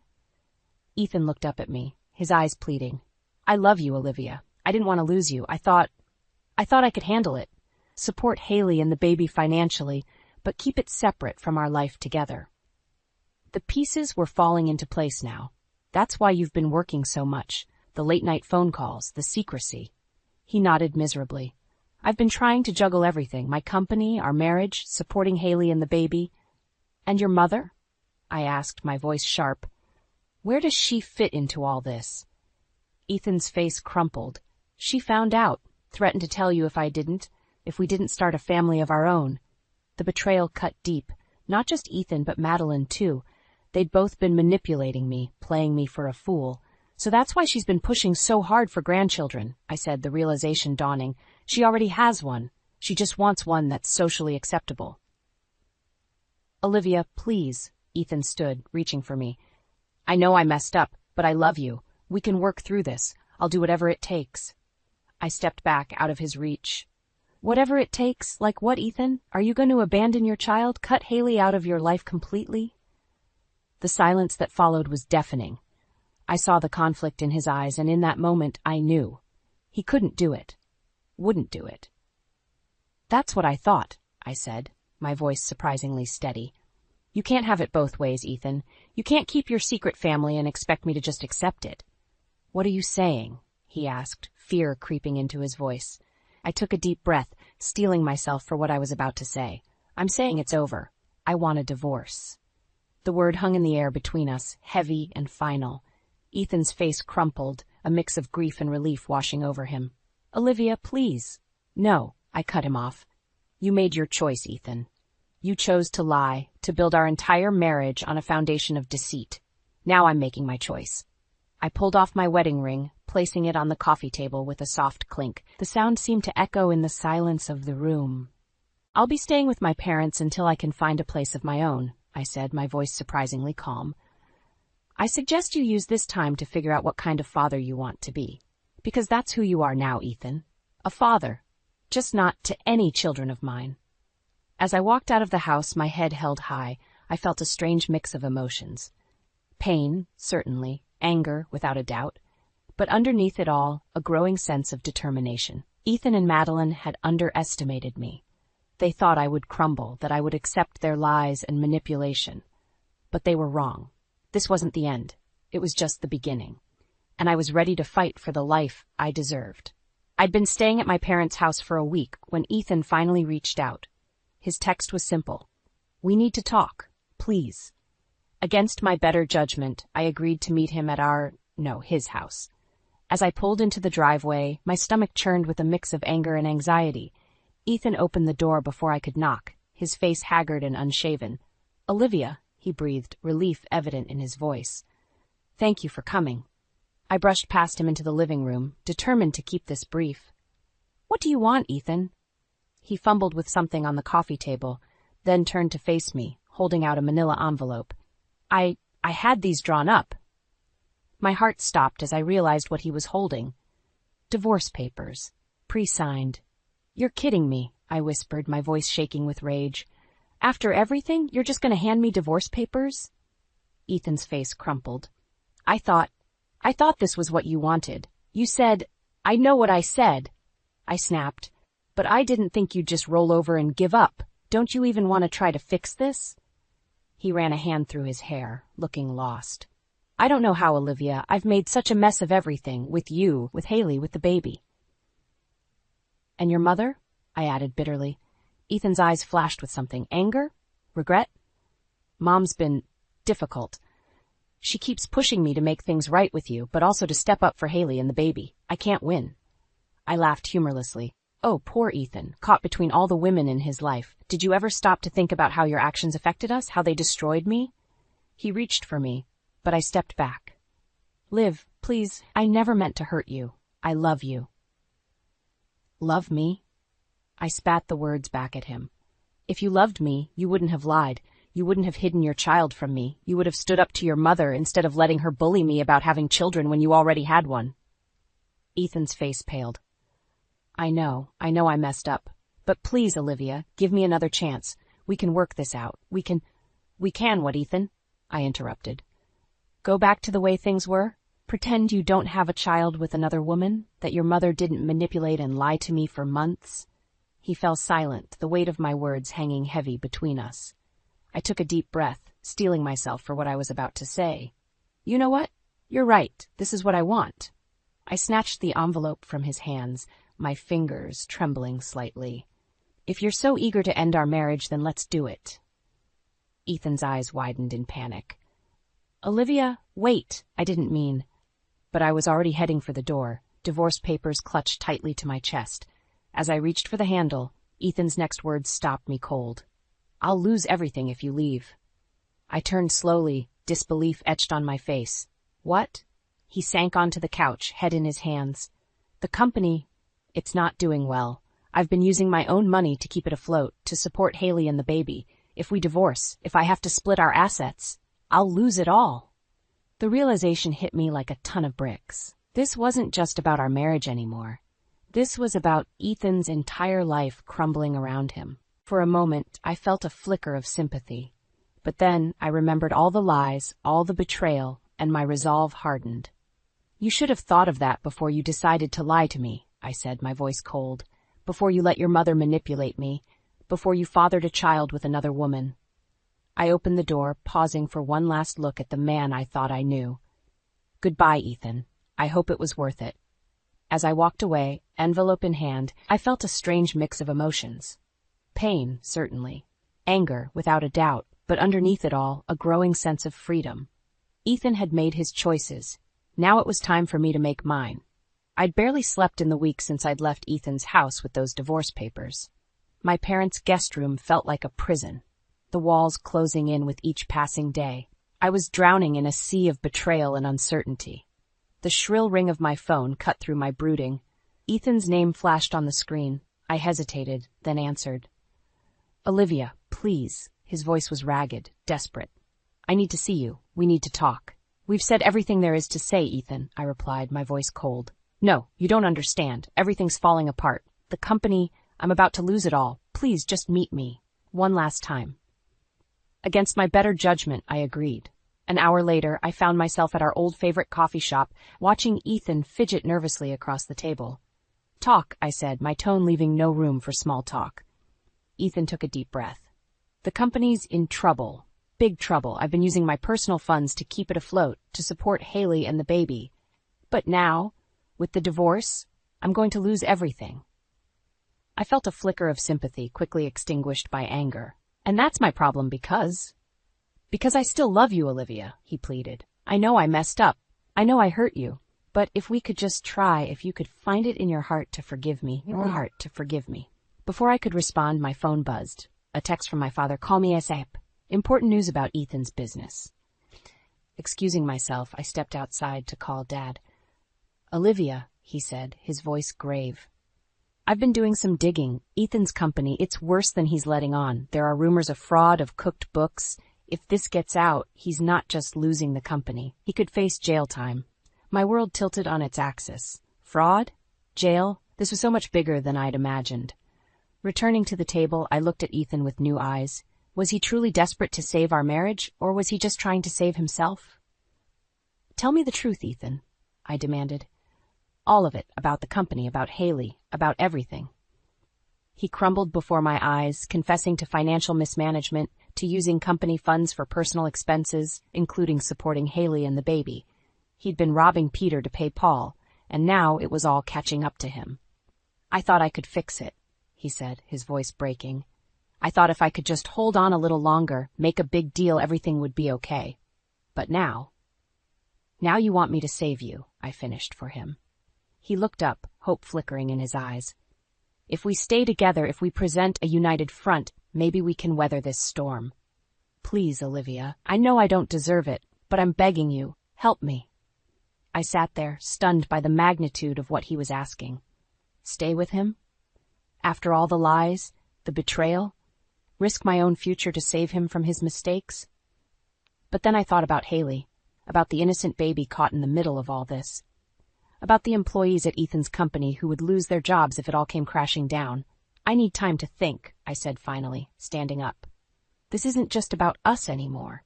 As I walked out of the coffee shop, my mind was reeling. The man I had loved, the man I had built my life with, was now a stranger to me.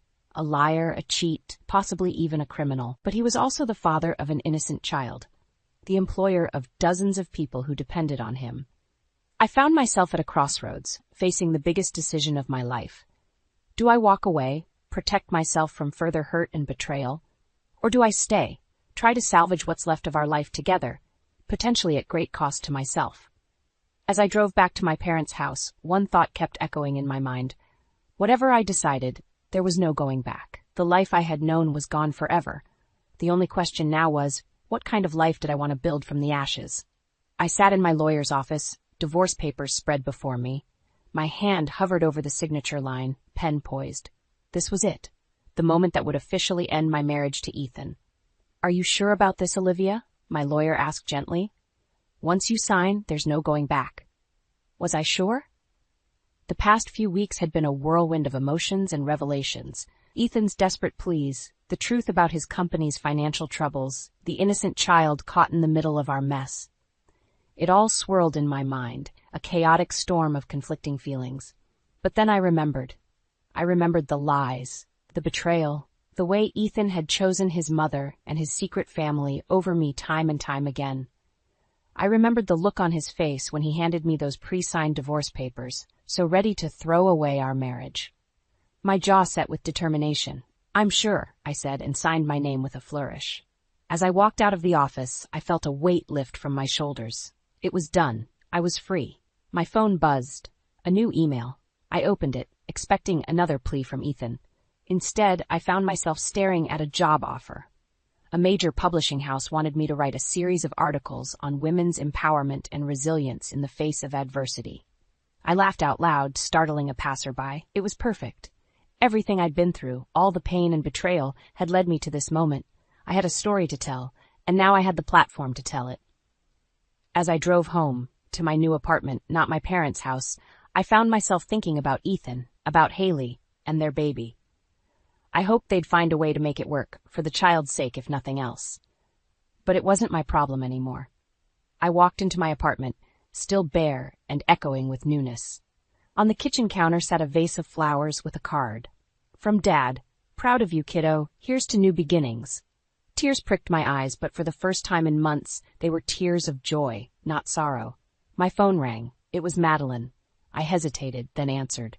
Olivia, she said, her voice uncharacteristically subdued. I owe you an apology. I sat down, stunned. You do? I was wrong, she continued. About everything, the way I treated you, the pressure I put on you and Ethan. I thought I was doing what was best for my son, but I see now how much damage I caused. I listened in silence as Madeline poured out her regrets, her fears for Ethan's future, her hopes that someday I might find it in my heart to forgive her. When she finished, I took a deep breath. Thank you for calling, Madeline, I said.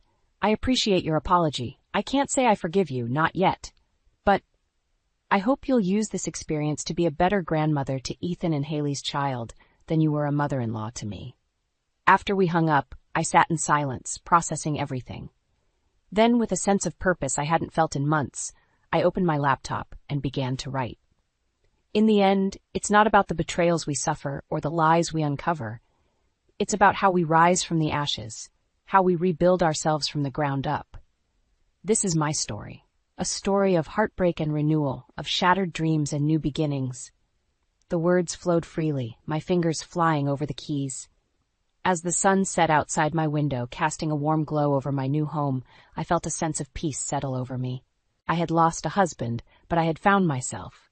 I had weathered the storm and come out stronger on the other side. And now I had a whole new life ahead of me, full of possibilities and promise. This wasn't the end of my story. It was just the beginning. Ethan, honey, I found it, I exclaimed, my heart racing as I burst through the front door. The scent of lasagna wafted from the kitchen, but my excitement overshadowed my hunger. The perfect plot of land for our dream home. Ethan emerged from the kitchen, wiping his hands on a dish towel. His smile didn't quite reach his eyes. That's great, Liv. Where is it? I pulled out my phone, fingers fumbling as I scrolled through the photos. It's just outside the city limits. You know that area near Willow Creek? It's got this gorgeous view of the mountains, and there's even a little stream running through the back of the property. As I rambled on, describing every detail of our future paradise, I couldn't help but notice Ethan's enthusiasm waning. His responses became shorter, his nods less frequent. Something was off. What's wrong? I asked, lowering my phone. Don't you like it? Ethan sighed, running a hand through his hair. It sounds beautiful. Liv, it's just, isn't it a bit far from everything? I frowned. It's only a 30-minute drive from the city. We've talked about wanting some space, remember? I know. It's just... He trailed off, avoiding my gaze. Before I could press further, the doorbell rang. Ethan seemed almost relieved as he went to answer it. Martha, I heard him exclaim. Great. Just what I needed, my mother-in-law dropping by unannounced. Again. Hello, darling, Martha cooed, enveloping Ethan in a hug that lasted a beat too long. She breezed past me with barely a nod. I brought dessert. I hope you don't mind me joining you for dinner. I bit back a retort. Of course we minded. This was supposed to be our night to discuss our future home, but Ethan, ever the dutiful son, was already ushering her into the dining room. As we sat down to eat, I tried to steer the conversation back to our house plans. Martha, we were just discussing some potential locations for our new home. What do you think about the Willow Creek area? Martha's fork clattered against her plate. Willow Creek? But that's so far away. Ethan, surely you're not considering moving that far from me? I watched Ethan carefully, waiting for him to defend our plans. Instead, he mumbled something about just exploring options and quickly changed the subject. The rest of the dinner passed in a blur of Martha's chatter and my growing unease. As I cleared the plates, I overheard Martha in the living room, her voice low but clear. Ethan, Darling, you know I worry about you living so far away. What if something happened to me? Who would take care of me? I leaned closer to the doorway, straining to hear Ethan's response. Don't worry, Mom. I won't move far from you. I promise. The plate I was holding slipped from my fingers, shattering on the kitchen floor. Ethan and Martha rushed in, concern etched on their faces. Olivia, are you all right? Ethan asked, reaching for the broom. I stood there, frozen, as the realization washed over me. All our talks, all our plans, had they meant nothing to him? Was I the only one who had been dreaming of our future together? I'm fine, I managed to choke out. Just a little clumsy. As I bent to help clean up the mess, I caught Martha's triumphant smirk. In that moment, I knew. This wasn't just about a house. This was about control, about who would shape our future. And right now I was losing. I straightened up, meeting Ethan's gaze. We need to talk, I said, my voice steadier than I felt, alone. The tension in the room was palpable. Martha's smirk faded, replaced by a look of concern. Ethan nodded, his face a mixture of guilt and apprehension. As Martha gathered her things to leave, I steeled myself for the conversation ahead. One thing was clear. Our dream home was about to become a battlefield. The moment Martha's car pulled out of our driveway, I whirled to face Ethan. What the hell was that about? I demanded, my voice trembling with anger and hurt. Ethan's shoulders slumped. Liv, I can explain. Explain what? That you've been lying to me this whole time? That all our plans for our dream home were just a fantasy? He reached for my hand, but I pulled away. It's not like that, he pleaded. I do want a home with you. I can't leave my mom alone. I laughed bitterly. Alone? Martha's more involved in our lives than some married couples I know. When were you planning on telling me that moving away was never an option? Ethan's face crumpled. I didn't know how. I was afraid you'd react like this. Like what? Like a wife who just found out her husband's been deceiving her? We stood in tense silence, the shattered plate on the floor a fitting metaphor for our broken dreams. Finally, Ethan spoke. Look, we can still build our house. We'll just find a place closer to Mom, maybe within a 10-minute drive. I felt my heart sink. This wasn't a compromise. It was a surrender. And what about my dreams, Ethan? What about the life we planned together? We can still have that life, he insisted, just with Mom nearby. I closed my eyes, trying to quell the storm of emotions raging inside me. When I opened them, I saw Ethan watching me anxiously, like a child waiting to be forgiven. Fine, I said, my voice hollow. We'll look for places closer to your mother. Relief washed over Ethan's face. He moved to hug me, but I stepped back. I'm going to bed, I muttered, leaving him standing alone in the kitchen. As I lay in bed that night, sleep eluding me, I couldn't shake the feeling that I'd just lost something precious. It wasn't just about the house anymore. It was about trust, about the future we'd planned together. And for the first time since we'd gotten married, I wondered if Ethan and I wanted the same things after all. The next morning, I woke to the smell of coffee and bacon. Ethan was in the kitchen, a forced cheerfulness in his voice as he greeted me. Morning, Liv. I made breakfast. I nodded, accepting the peace offering for what it was. As we ate in uncomfortable silence, Ethan cleared his throat. So I was thinking we could start looking at properties this weekend. There's a nice development about 5 miles from Mom's place. I set down my fork, appetite gone. 5 miles? Ethan, that's practically next door. He had the grace to look sheepish. Well, it would make it easier for her to visit, and for us to check on her. Check on her? I repeated incredulously. Your mother is healthier than both of us combined. She doesn't need checking on. Ethan's jaw tightened. She's getting older, Liv. We need to be there for her. And what about being there for each other, for our marriage? Before Ethan could respond, his phone buzzed. He glanced at it, then back at me apologetically. It's Mom. She wants to know if we can come over for dinner tonight to discuss house plans. I stood up abruptly, my chair scraping against the floor. You've got to be kidding me. Liv, please, she's just trying to help. Help or control? I snapped. You know what? Go ahead.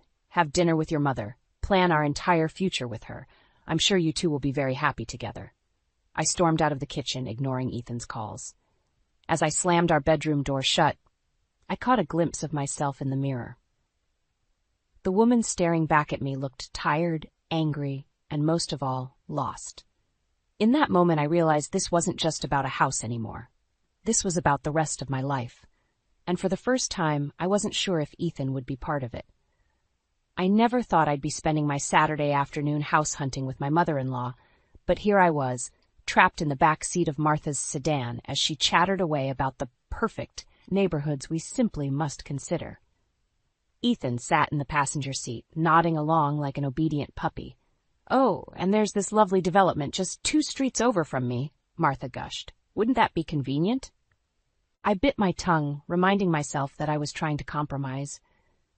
"Actually, Martha, I was thinking we could look at that new community near Willow Creek. It's still only a 20-minute drive from you." Martha's eyes narrowed in the rearview mirror. 20 minutes? But what if there's an emergency? "Mom, we've talked about this," Ethan said softly. "Willow Creek isn't that far." I felt a glimmer of hope. Was Ethan finally standing up to his mother? But Martha wasn't done.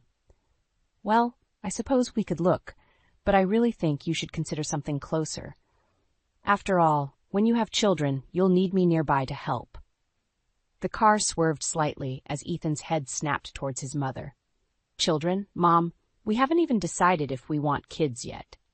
Martha waved her hand dismissively. "Oh, nonsense. Of course you'll have children. I won't be denied grandchildren, Ethan." I felt my blood boiling. "Martha, that's not really your decision to make." She glanced back at me, her smile tight. "Of course not, dear. I'm just saying what's best for the family." The rest of the drive passed in tense silence. When we finally arrived at the first property, I practically leaped out of the car, desperate for fresh air. As we toured the house, Martha's domineering presence became impossible to ignore. She critiqued everything from the kitchen layout to the color of the bathroom tiles.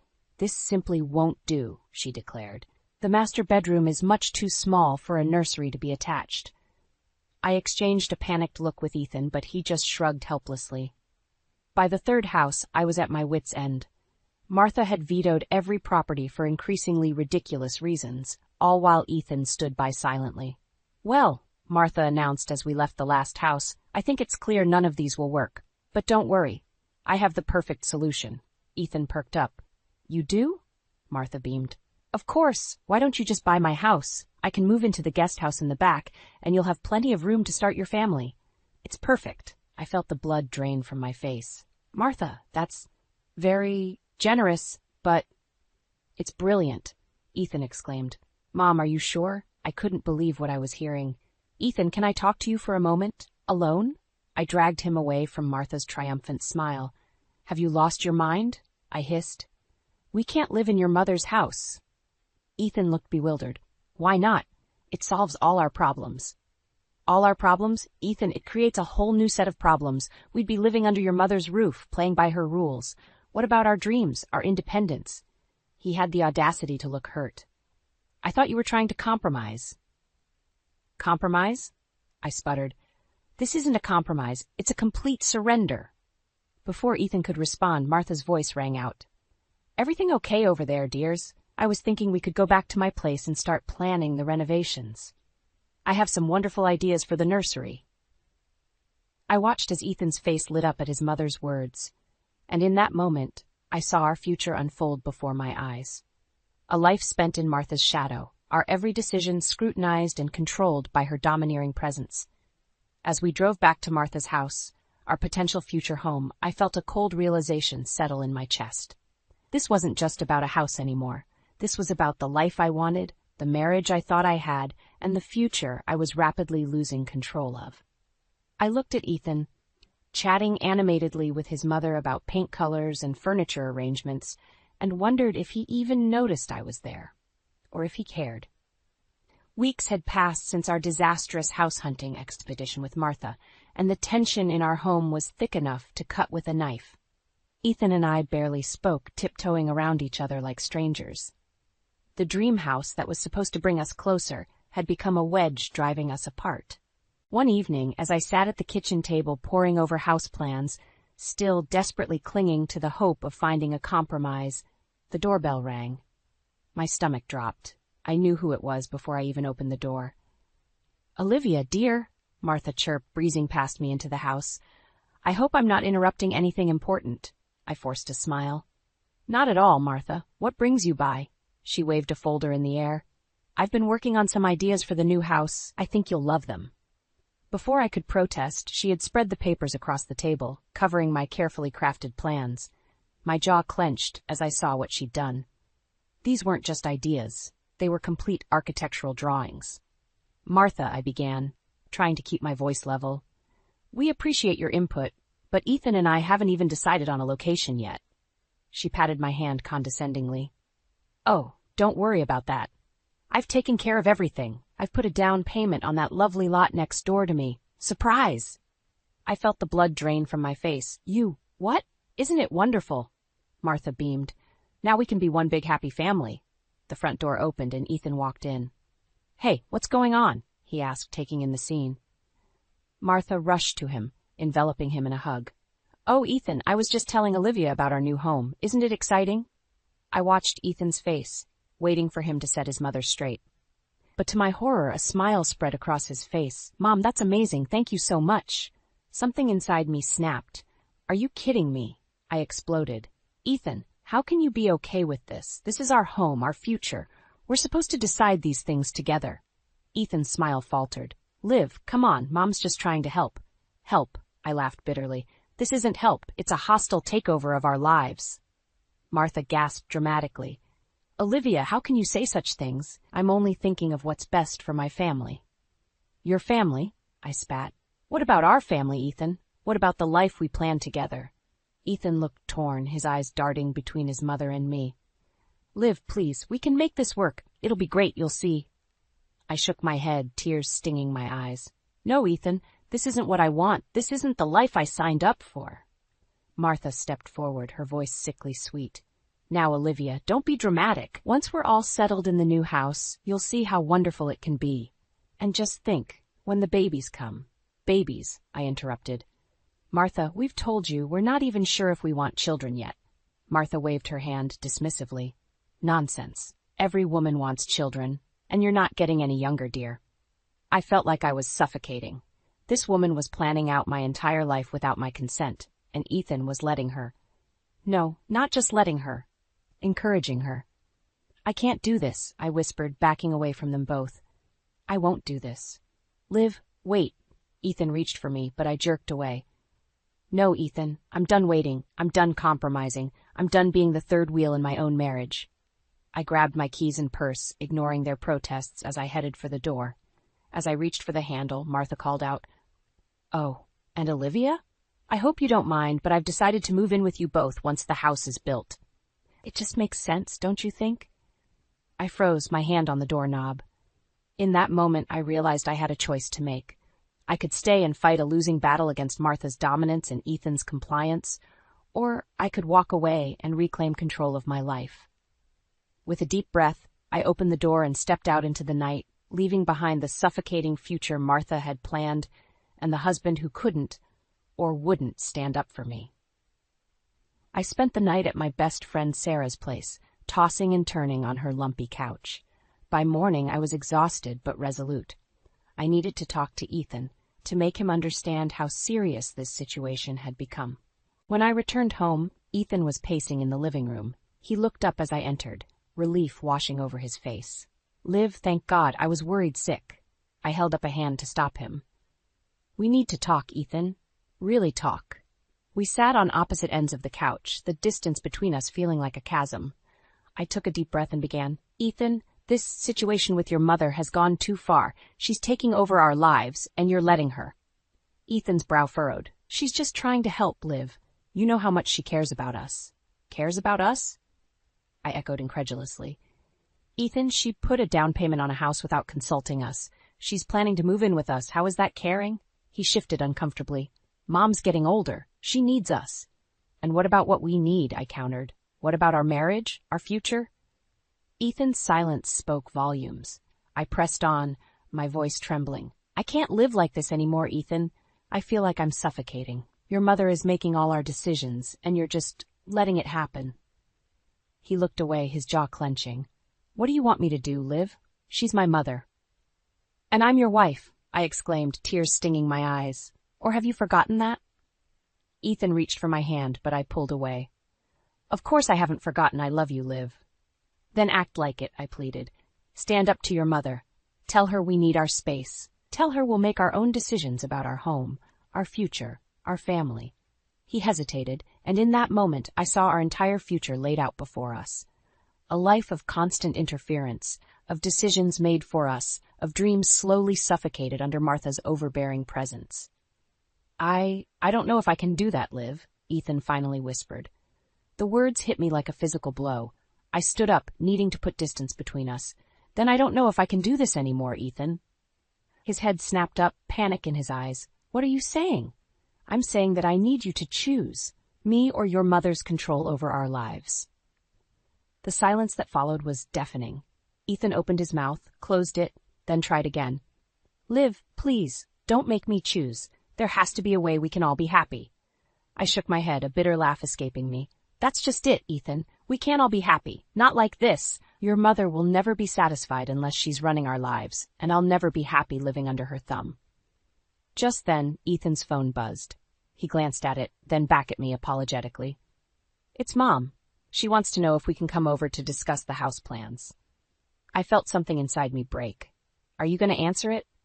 Ethan's finger hovered over the phone, indecision written all over his face.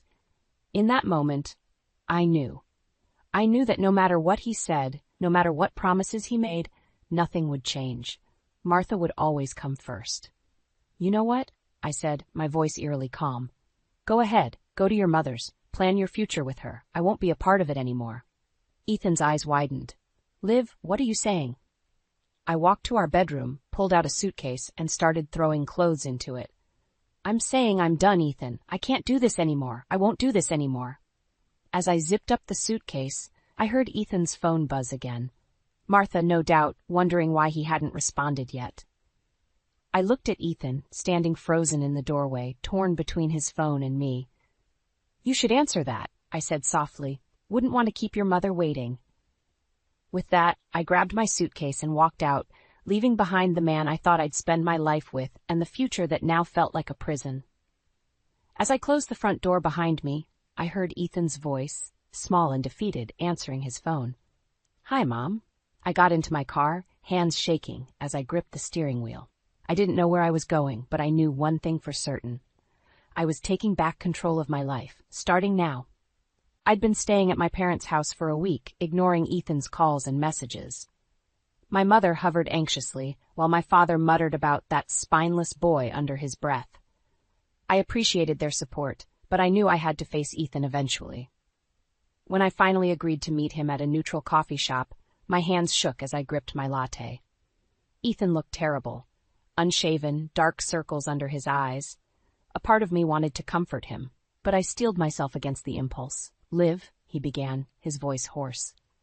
I'm so sorry. Please, come home. We can work this out. I took a deep breath. Ethan, I can't come home until we address the real issue here. Your mother's control over our lives has to stop. He nodded eagerly. I know. I've talked to Mom. She understands now. She won't interfere anymore. Hope flickered in my chest, but I squashed it down. I'd heard these promises before. What exactly did you tell her? Ethan shifted uncomfortably. I explained that we need our space, that we'll make our own decisions about the house. And, I pressed, what about her moving in with us?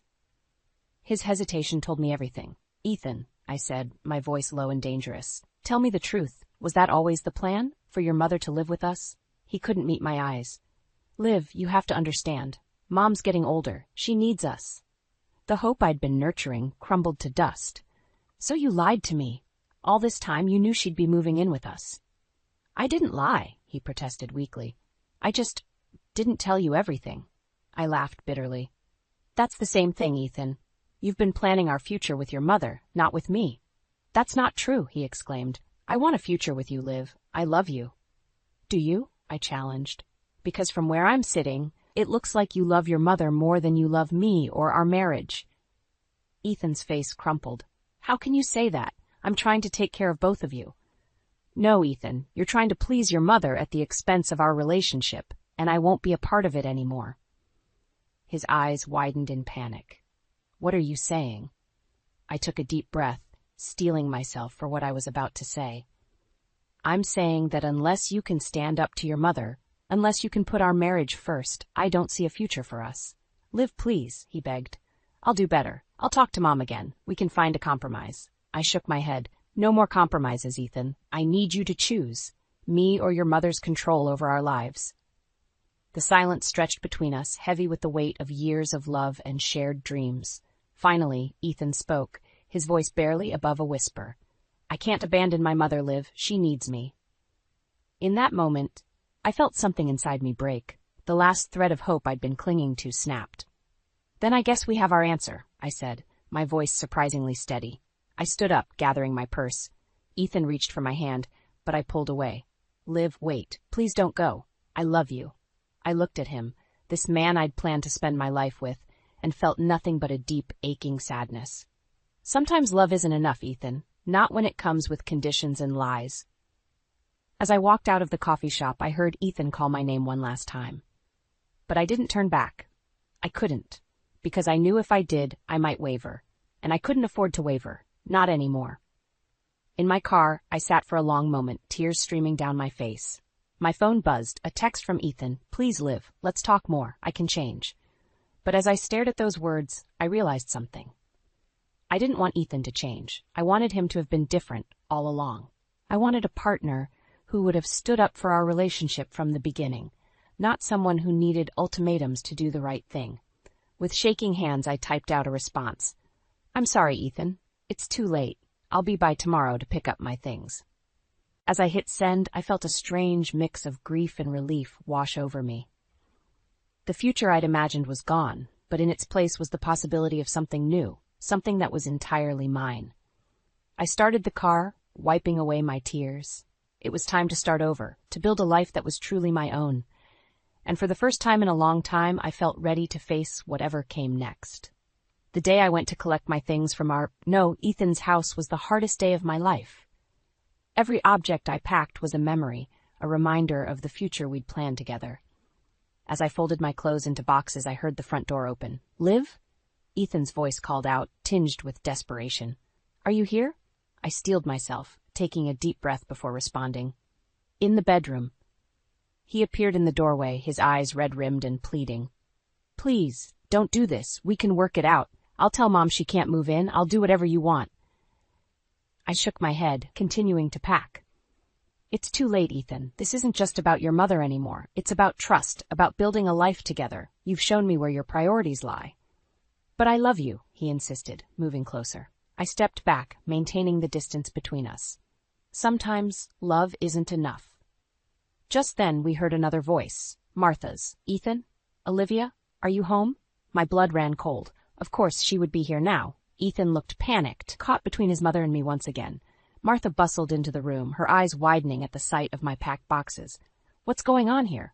I'm leaving, Martha, I said, my voice steadier than I felt. Ethan and I are separating. Martha gasped dramatically. Separating? But why? Ethan, what have you done? I watched as Ethan crumbled under his mother's accusatory glare. I didn't, Mom, please. In that moment, seeing Ethan revert to a chastised child in front of his mother, any lingering doubt I had about my decision vanished. This isn't Ethan's fault, Martha, I said, surprising myself with my calmness. It's ours. We want different things from life, and it's time we both accepted that. Martha's face hardened. Nonsense. You're just being selfish, Olivia. Ethan needs his family. He needs me. No, Mom, Ethan finally spoke up, his voice shaky but determined. Liv's right. I've been trying to please everyone, and in the process, I've hurt the person I love most. For a fleeting moment, hope flickered in my chest. Was Ethan finally standing up to his mother? But Martha wasn't done. Ethan, darling, you're confused. Let's sit down and talk about this. I'm sure we can find a solution that works for everyone. I watched as Ethan's resolve wavered, his eyes darting between his mother and me. In that moment I knew that no matter what he said now, nothing had really changed. The pattern would continue, with Martha manipulating, Ethan capitulating, and me being pushed aside. There's nothing to discuss, I said firmly, zipping up my last suitcase. I've made my decision. Liv, please, Ethan begged, reaching for my hand. I pulled away, the finality of my actions hitting me like a physical blow. I'm sorry, Ethan. I truly am. But I can't live like this anymore. I deserve better. We both do. As I walked out of the bedroom, carrying my bags, I heard Martha's voice behind me. Let her go, Ethan. She clearly doesn't understand the importance of family. I paused at the front door, turning back one last time. Ethan stood there, torn between following me and comforting his mother.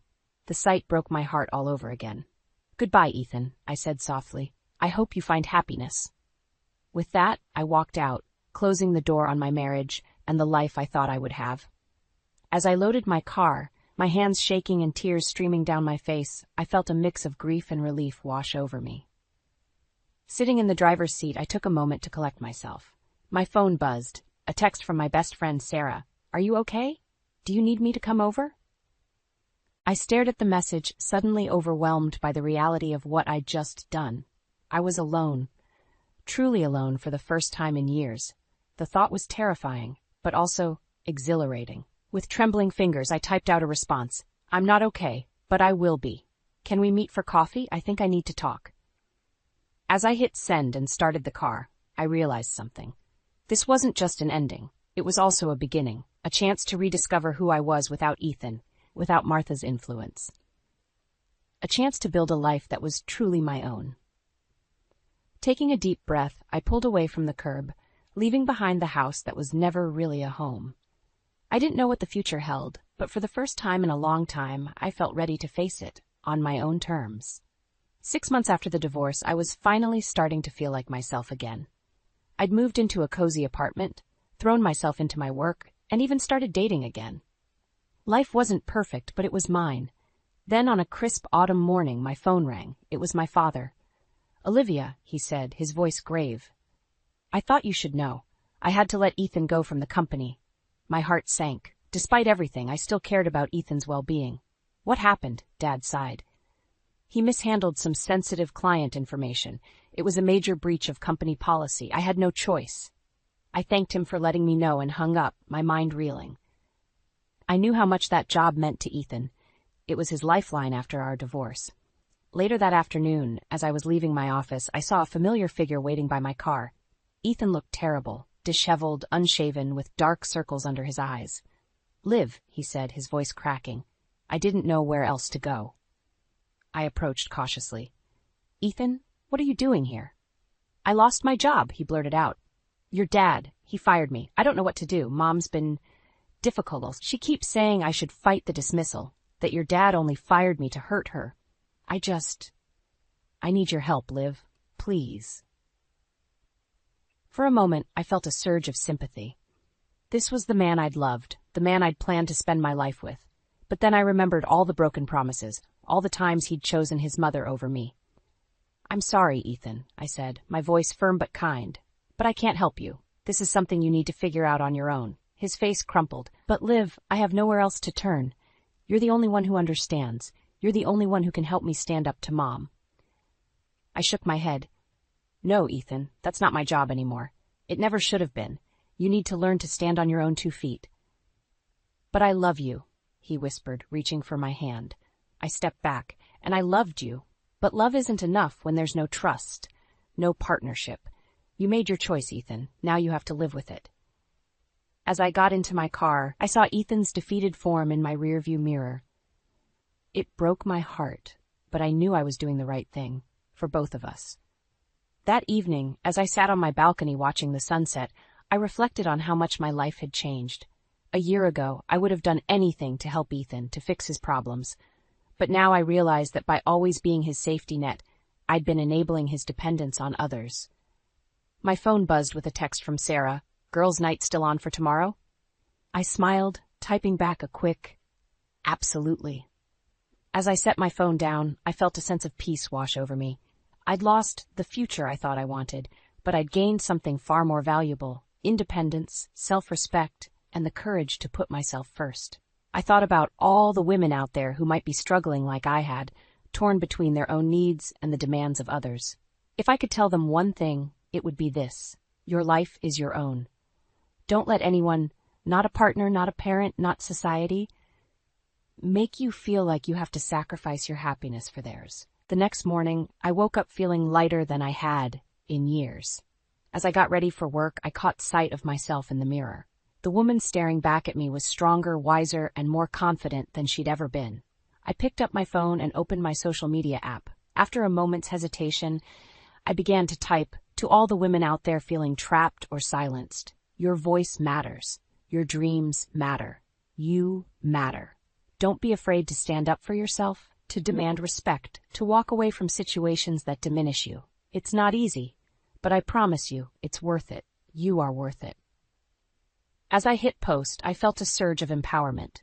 This was my story, but it didn't have to be unique. If my experience could help even one woman find the strength to take control of her life, then every tear, every heartache would have been worth it. I grabbed my keys and headed out the door, ready to face whatever the day might bring. The future was uncertain, but for the first time in a long time, I was excited to see what it held, because whatever came next, I knew I had the strength to handle it. On my own terms, in my own way, and that, I realized, was the greatest victory of all. The clock on the mantel ticked away, each second feeling like an eternity, as I sat across from Ben and Edna in the living room. The tension was palpable, thick enough to cut with a knife. I could feel their eyes on me, judging. Always judging. "Leah, dear," Edna began, her voice syrupy sweet but laced with venom, "have you and Ben given any more thought to what we discussed last time?" I forced a smile, my hands clasped tightly in my lap. "Edna, we've been over this, Ben and I." "What your mother-in-law means," Ben interrupted, shooting me a pointed look, "is that we're not getting any younger. It's time we seriously consider our options." I bit my tongue, fighting back the urge to scream the truth at them both. Instead, I took a deep breath and said, "I understand your concern, but nothing," Edna cut in, her facade of sweetness crumbling. "You've been married for 5 years now." 5 years, Leah. Do you know how much I long to hold a grandchild in my arms? Ben reached out and patted his mother's hand. "We know, Mom. We're trying." I couldn't help but flinch at his words. We weren't trying. We couldn't try. But that was our secret, wasn't it? The secret that weighed on me every day, the lie I lived to protect my husband's pride. "Maybe if you hadn't insisted on pursuing that ridiculous career of yours," Edna continued, her words sharp and cutting, "you would have had time to focus on what really matters." I stood up abruptly, unable to take it anymore. "I think I need some air." As I made my way to the door, I heard Ben call after me. "Leah, don't be like this. Come back and let's talk about this rationally." Rationally? There was nothing rational about this situation. I stepped outside, the cool evening air a welcome relief from the suffocating atmosphere inside. I pulled out my phone, my fingers hovering over my parents' number, but I couldn't bring myself to call them. How could I explain this mess? Just then my phone buzzed with a text from Sophie, my closest friend. "Hey girl, how'd it go with the in-laws? Drinks later?" I typed back quickly, "Save me. Meet you at Joe's in 20?" Her response was immediate. "You got it. Hang in there, hun." As I made my way to my car, the front door opened behind me. Ben stepped out, his face a mixture of frustration and concern. "Where are you going?" he asked, his voice low. "Out," I replied curtly. "I need some space, Ben. I can't keep doing this." He ran a hand through his hair, a gesture I once found endearing, but now only irritated me. "Leah, you know how important this is to my parents, to me." I whirled around to face him, anger bubbling up inside me. "And what about what's important to me, Ben? What about the truth?" His eyes widened in panic. "Leah, don't. We agreed. We agreed to lie," I hissed.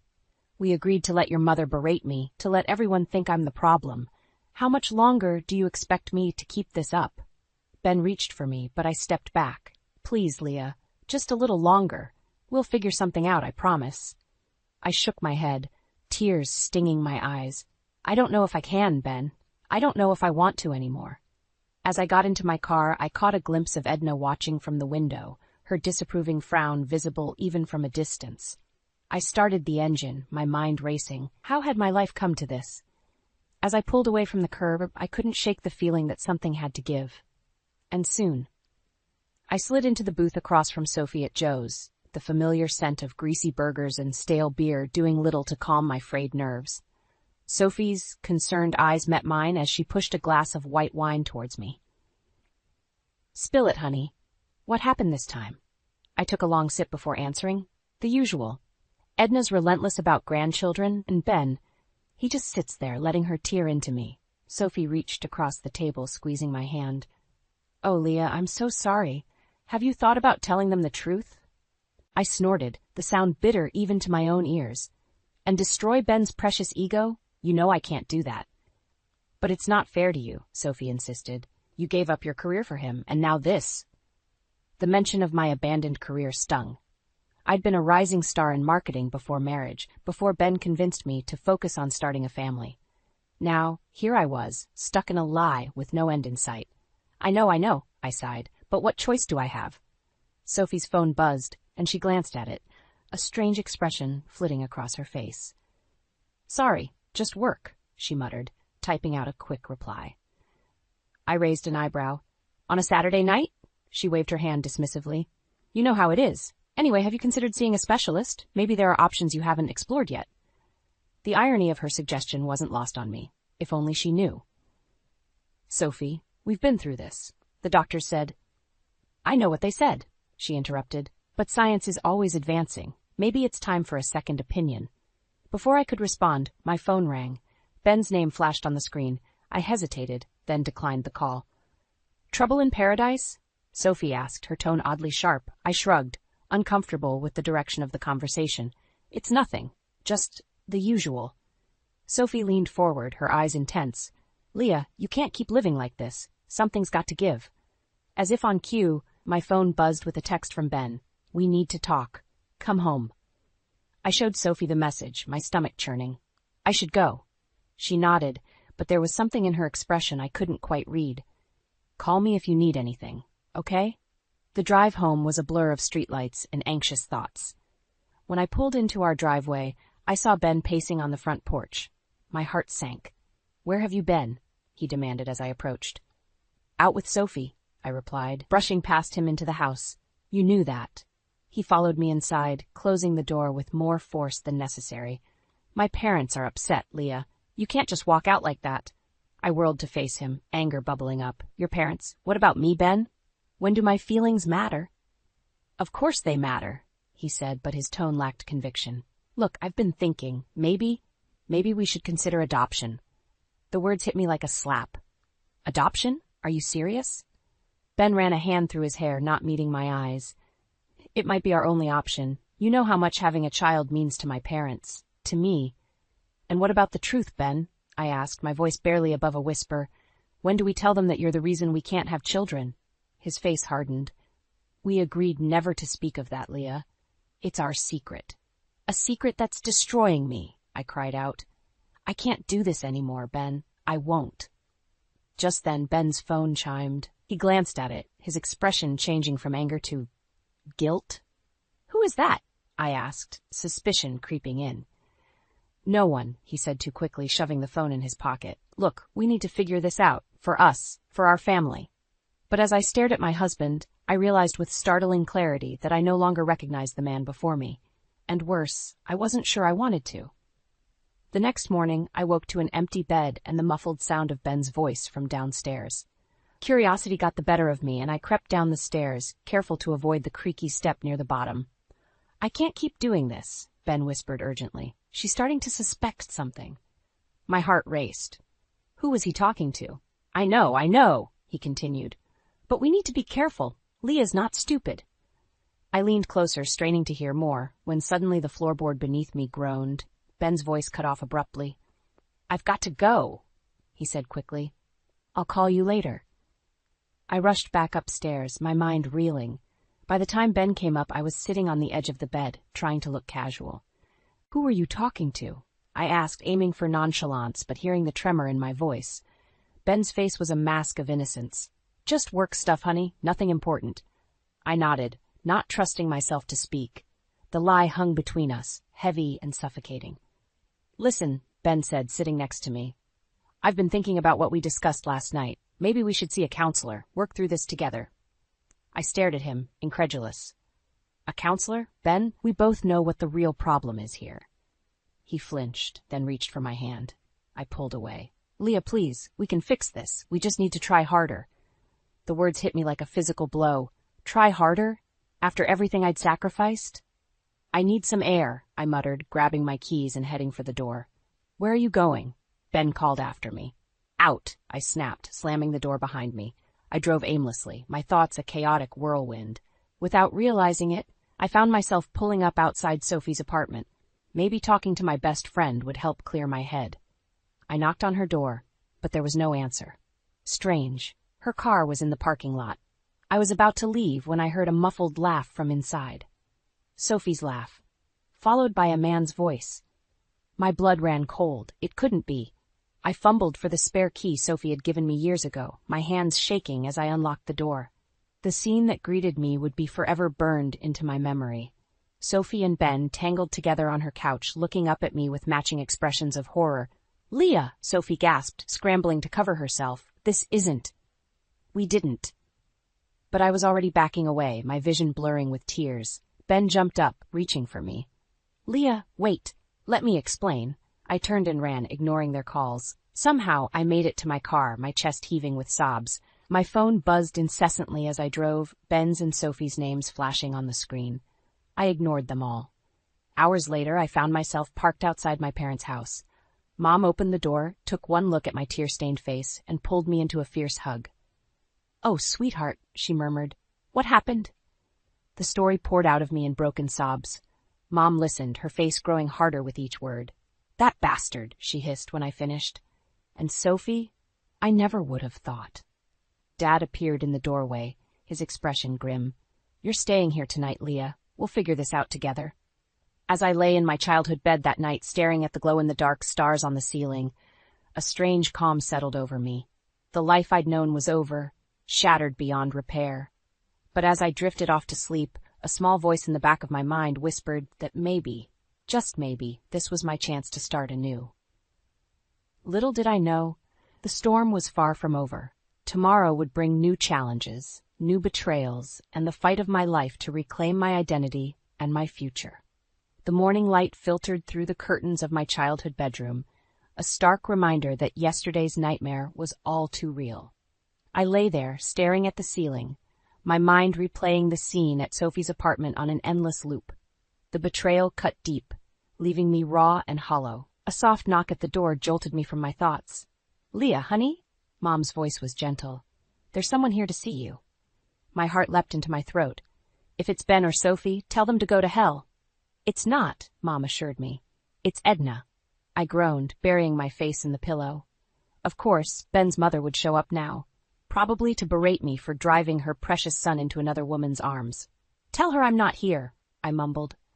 "Leah Marie Thompson." Mom's voice took on that stern tone I hadn't heard since high school. "You're better than this. Face her." Grudgingly, I dragged myself out of bed and downstairs. Edna sat primly on the edge of the sofa, her face a mask of concern that didn't quite reach her eyes. "Leah, dear," she began, her voice dripping with false sympathy. "I heard about what happened. How could you do this to Ben?" I blinked, certain I had misheard. "Excuse me?" Edna's lips thinned. "Running out on him like that, and now I hear you're refusing to speak to him? After everything he's done for you?" The audacity of her words hit me like a physical blow. "Everything he's done for me?" I repeated, my voice rising. "You mean like lying to me for years? Or cheating on me with my best friend?" Edna waved a dismissive hand. "Oh, don't be so dramatic. Men have needs, Leah. If you had just given him a child like he wanted. Get out!" The words came out in a low, dangerous tone I barely recognized as my own. Edna's eyes widened. "I beg your pardon?" "I said, get out!" I was shouting now, years of pent-up frustration and anger pouring out. "You have no idea what I've sacrificed for your son, what I've endured to protect his precious ego. Well, I'm done. I want a divorce." The color drained from Edna's face. "You can't be serious. Think of the family, Leah. Think of the family?" I laughed bitterly. "What family? The one that's been judging and belittling me for years? Or the one your son created with my best friend behind my back?" Edna stood, her composure cracking. "Now listen here, young lady." But I was beyond listening. I marched to the front door and flung it open. "No, you listen. I'm done being your scapegoat. I'm done pretending. Get out of my parents' house and tell your son to expect divorce papers." As Edna stormed out, muttering about ingratitude and family loyalty, I felt a weight lift from my shoulders. For the first time in years, I could breathe. Mom appeared at my side, wrapping an arm around me. "I'm proud of you, sweetheart. Just then, my phone buzzed. A text from Ben. "We need to talk. I'm coming over." I showed Mom the message, my newfound resolve wavering slightly. She squeezed my shoulder. "You don't owe him anything, Leah. But if you want to face him, your father and I will be right here with you." I took a deep breath, steeling myself for the confrontation to come. It was time to reclaim my life, my truth, and my future. No more lies, no more pretending. As I waited for Ben to arrive, I felt a strange mix of fear and exhilaration. Whatever happened next, I knew one thing for certain. The old Leah was gone. In her place stood a woman ready to fight for herself, no matter the cost. The divorce papers lay on the kitchen table, a stark reminder of the life I was leaving behind. It had been 3 months since I'd moved back in with my parents, 3 months of rebuilding and rediscovering myself. Today marked a new chapter, my first day at a new job. I smoothed down my blouse, feeling a mix of excitement and anxiety. It had been years since I'd worked in an office, but the marketing firm had taken a chance on me. I wasn't about to let them down. "You've got this, honey," Mom said, handing me a travel mug of coffee. "Go show them what you're made of." With a deep breath, I headed out, ready to face the world. The office buzzed with energy as I stepped inside. My new boss, Sarah, greeted me with a warm smile. "Welcome aboard, Leah. Let's get you settled in." As she showed me around, introducing me to my coworkers, I felt a surge of confidence. This was where I belonged, not trapped in a lie of a marriage. By lunchtime, I was deep into my first project when my phone buzzed. Ben's name flashed on the screen. I hesitated, then declined the call. Whatever he had to say could wait. Moments later, a text came through. "Leah, please, we need to talk about the house. And there's something else. It's important." I sighed, typing back a quick response. "I'm at work. We can discuss it later." The rest of the day flew by in a whirlwind of meetings and brainstorming sessions. As I packed up to leave, Sarah stopped by my desk. "Great first day, Leah," she said. "I think you're going to fit in perfectly here." I beamed, feeling a sense of accomplishment I hadn't experienced in years. The high lasted until I pulled into my parents' driveway. Ben's car was parked out front, and he was sitting on the porch steps looking haggard. "What are you doing here?" I demanded as I got out of the car. He stood, hands shoved in his pockets. "I told you we needed to talk." "And I told you I was at work," I snapped. "Some of us have jobs to go to." Ben flinched at the jab. "Leah, please, this is important." Something in his tone made me pause. "Fine, talk." He took a deep breath. "Sophie's pregnant." The words hit me like a physical blow. I staggered back, gripping my car for support. "What? It wasn't planned," Ben stammered. "But we're keeping it." A hysterical laugh bubbled up from my chest. "Of course you are. The golden couple, finally giving Edna her precious grandchild." "Leah, I'm sorry. I know this must be hard for you." "Hard for me?" I cut him off, fury rising. "You have no idea what's hard for me, Ben. Living a lie for years to protect your ego? That was hard. Being judged and belittled by your family? That was hard. Finding out my husband and best friend were sneaking around behind my back? That was hard." Ben reached out, but I jerked away. "Don't touch me. You lost that right a long time ago." "What about the house?" he asked weakly. "We still need to decide what to do with it." I laughed bitterly. "Keep it. Consider it my gift to the happy family. I want nothing to do with any of it anymore." As Ben stood there, looking lost, a strange calm settled over me. I realized that this moment, painful as it was freeing me from the last threads of my old life. "Goodbye, Ben," I said, my voice steady. "I hope you and Sophie are very happy together." I walked into the house, closing the door firmly behind me. Mom and Dad were in the living room, concern etched on their faces. "Sweetheart?" Mom asked hesitantly. I took a deep breath, feeling lighter than I had in years. "I'm okay," I said, surprising myself with how true it felt. "Actually, I'm better than okay. I'm free." As I headed upstairs to change out of my work clothes, I made a decision. It was time to truly start over, to build a life that was entirely my own. And for the first time in a long time, I felt genuinely excited about what the future might hold. 6 months into my new job, I felt like I was finally finding my footing. The divorce was finalized, and I'd moved into a small apartment of my own. Life was settling into a new normal, one that I was slowly learning to embrace. That Friday evening, my coworkers invited me out for drinks to celebrate landing a major client. As we filed into the crowded bar, I felt a twinge of anxiety. It had been ages since I'd been out like this. "First round's on me," Sarah announced, heading to the bar. I found myself seated next to a man I didn't recognize. He smiled warmly, extending his hand. "I'm Eli. You must be Leah, the marketing whiz I've heard so much about." His genuine interest caught me off guard. We fell into easy conversation, discussing work, life, and everything in between. Hours slipped by unnoticed. As the night wound down, Eli asked for my number. I hesitated, memories of Ben's betrayal flashing through my mind. But something in Eli's kind eyes made me take the leap.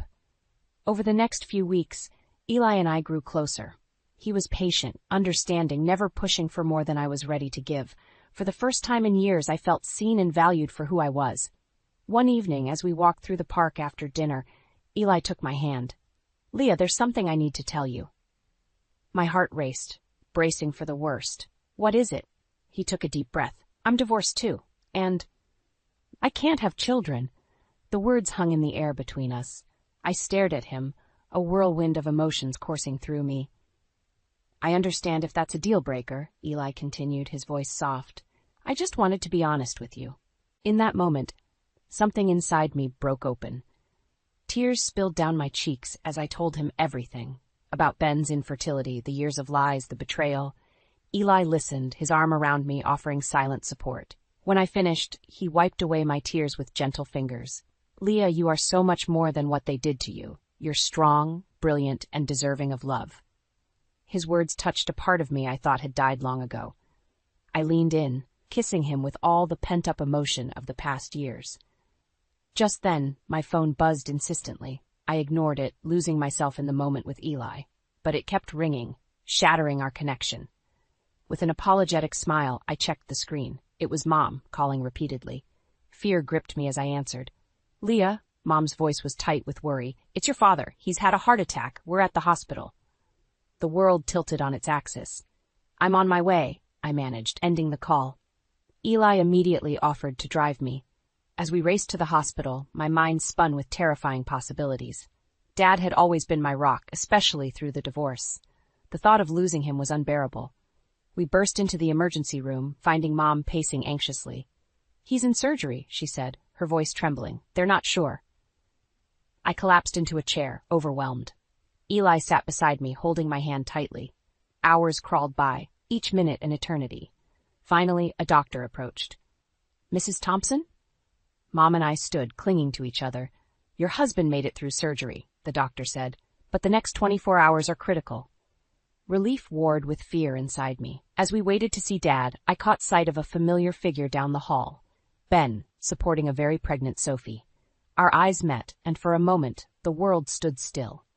All the pain, betrayal, and unresolved emotions came rushing back. But then I felt Eli's steadying presence beside me, and I turned away from my past, facing the uncertain future head-on. In that sterile hospital hallway, caught between life and death, past and future, I realized that the true test of my strength was just beginning. The weeks following Dad's heart attack were a blur of hospital visits, work deadlines, and stolen moments with Eli. As Dad slowly recovered, I found myself leaning more and more on Eli's quiet strength. His unwavering support became my anchor in the storm. One evening, as we sat in the hospital cafeteria during a brief break from Dad's bedside, Eli took my hand. "Leah, I know this isn't the most romantic setting, but I can't wait any longer." He pulled out a small velvet box, and my heart stopped. "Will you marry me?" Tears welled up in my eyes as I nodded, unable to speak. As Eli slipped the ring on my finger, I felt a surge of joy and fear. Was I ready for this? Could I trust in love again? We shared the news with my parents the next day. Mom cried happy tears, and Dad, still weak but improving, gave us his blessing with a warm smile. For a moment, everything felt perfect. Then reality came crashing down. As we left the hospital, we ran into Ben and Sophie in the parking lot. Sophie was heavily pregnant now, her due date clearly approaching. The sight of them, a picture-perfect, expectant couple, hit me like a physical blow. Ben's eyes widened as he noticed the ring on my finger. "Leah, you're engaged?" I nodded stiffly, gripping Eli's hand tighter. "Yes, we are." An awkward silence fell over us. Sophie, looking uncomfortable, tugged at Ben's arm. "We should go. Congratulations, Leah." As they walked away, I felt a wave of emotions threatening to overwhelm me. Eli sensed my distress and suggested we take a walk to clear our heads. We ended up in a nearby park, the same one where Eli had first confessed his own infertility. As we sat on a bench, the weight of everything came crashing down on me. "I don't know if I can do this, Eli," I whispered, tears streaming down my face. Seeing them, knowing they're about to have the family I always wanted, it's too much. Eli pulled me close, his voice gentle but firm. "Leah, listen to me. What they have isn't real. It's built on lies and betrayal. What we have, this is real. This is true." I looked up at him, seeing the love and conviction in his eyes. "But what about children? I know you said you can't have them, and after everything with Ben..." Eli took a deep breath. "I've been thinking about that. There are other ways to build a family, Leah. Adoption, fostering. We have options, if that's what you want." His words sparked something inside me. Hope, possibility, a future I hadn't dared to imagine. But doubt still nagged at me. What if I'm too broken? What if I can't be the wife you deserve? Eli cupped my face in his hands. "You are not broken, Leah. You're strong, resilient, and more deserving of love than anyone I've ever met. We'll face whatever comes together." Just then my phone rang. It was Mom, her voice frantic.